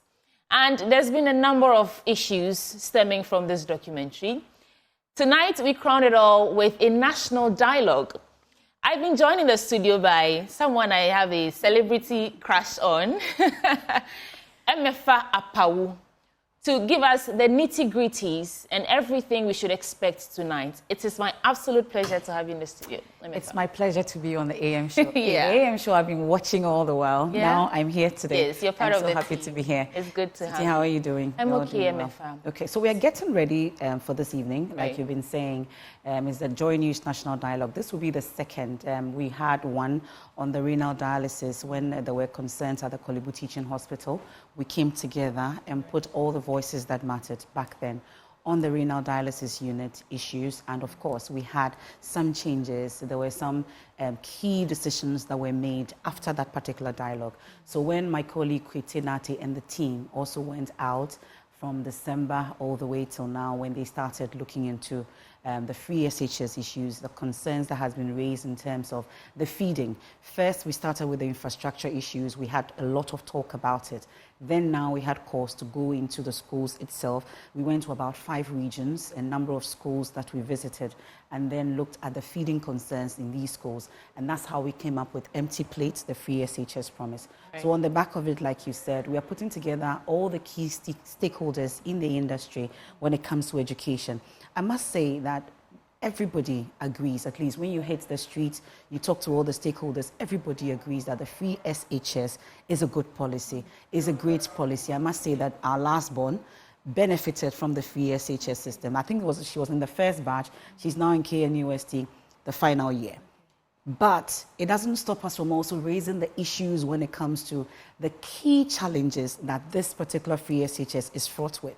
So that in the end, by the time one government leaves and we have another government, the free SHS will not die with just one government. We're hoping that it will be a policy that will stay and stand the test of time so that everybody can benefit from it. The next generation to come, all that will come, will benefit from the free SHS system. So that's what we are trying to look at this evening with the key stakeholders assembled right here on the Joy News channel, on Joy 99.7 FM, will be on radio, myjoyonline.com, and all our social media platforms. We get to put all of us together. The key objective is to take a look at what the way forward will be. There are infrastructural challenges. When FSHS started, people mentioned that those who can pay should be allowed to pay. Yeah. That was one suggestion that was made. We did not take it on board. Is it time for that to happen? What exactly are some of the solutions we can proffer going forward for the free SHS to stand the test of time? That's what we are looking at. The political talk about whether it should be a review or is going to be scrapped, among others. That's not what we are looking at. We're taking a look at how we can make the free SHS system that we see it better, infrastructure-wise, feeding concerns, what exactly are the issues, what can be done better. That's what the Joy News Dialogue seeks to look at this evening. So like you rightly said, the policy itself is not bad. It's just the implementation and the structures in place to make it good for everybody. So what should we look forward to this evening when we tune in to watch you and its various stakeholders in this dialogue? Okay, so I won't give out too much, but at least by now everybody has seen some of the people that will be part of it. At least the Ministry of Education will be well represented. It's only right that we hear from the Ministry of Education because they will be implementing all the suggestions that will come on board, whether they take it on board or not, so they will be highly represented here. We'll have education stakeholders, we'll have key CSOs in the education sector joining us, former general education service directors will be here. We'll have all of them joining us, some of them via Zoom, some of them also in the studios, you know, all of us coming together to talk about the free SHS and how we can make it better. I want to put you on the spot before I let you go. How does this really sit with you? The issues that have come up from the various stores, campus stores of senior high schools and the things we've seen, how does it all sit with you? Even before we you know, tonight we have that dialogue. It's a rather sad situation, at least. But for me, what makes me sad or even worse is the fact that those who are supposed to, you know, do something about the situation feel that it is rather putting them on the spot or is putting them in a bad light. And I don't think that that's what journalism always seeks. At least from what I know at Joy News, we are not here to put anybody in a bad light, but we are here to speak for the people, the masses, the ordinary person who cannot speak for themselves. That's what we are here for. So once the situation is like that on the ground, why would we want to embellish it and make it better to make someone look bad or someone look better? That's not the business that we are in. Whatever it is the people are faced with, we put it to bring it to light, and then we can all together find a solution to make it better. Because if my sister is in that school and eating that food, I shouldn't be happy. And you shouldn't be happy if you see anyone eating that kind of meal in free SHS. You went to SHS. Is that the kind of meal you were served with? No. Food was bad back then. I'm not saying it should be like a restaurant. It shouldn't be. Senior high school meals are not like But I used to love dining hall. Yeah. I love dining hall in Ola. I never missed dining hall because of the kind of foods we're served with back then. But I went back to Ola, and the food they're served with today, I am not sure I'll even feed my dogs with it. I should be frank with you. That's very frank. So hopefully when they see that results come from these breaking this culture of silence, then maybe going forward, the people involved in these institutions who should shed light on the challenges they're having would come out and say something. You know, they say something. I think it's time for all those in charge to speak up. Yes. No matter the intimidation that they go through, it is time for you to speak up about the situation because it could be your daughter, it could be your niece, it could be your nephew. That's no wonder they call us regime changes. Emma, thank you so much for joining us. Thank you, for this sweetie. Conversation. But please, this is not the end of the show. We have a little more to share with you before we wrap up. Stay with us. We'll be right back.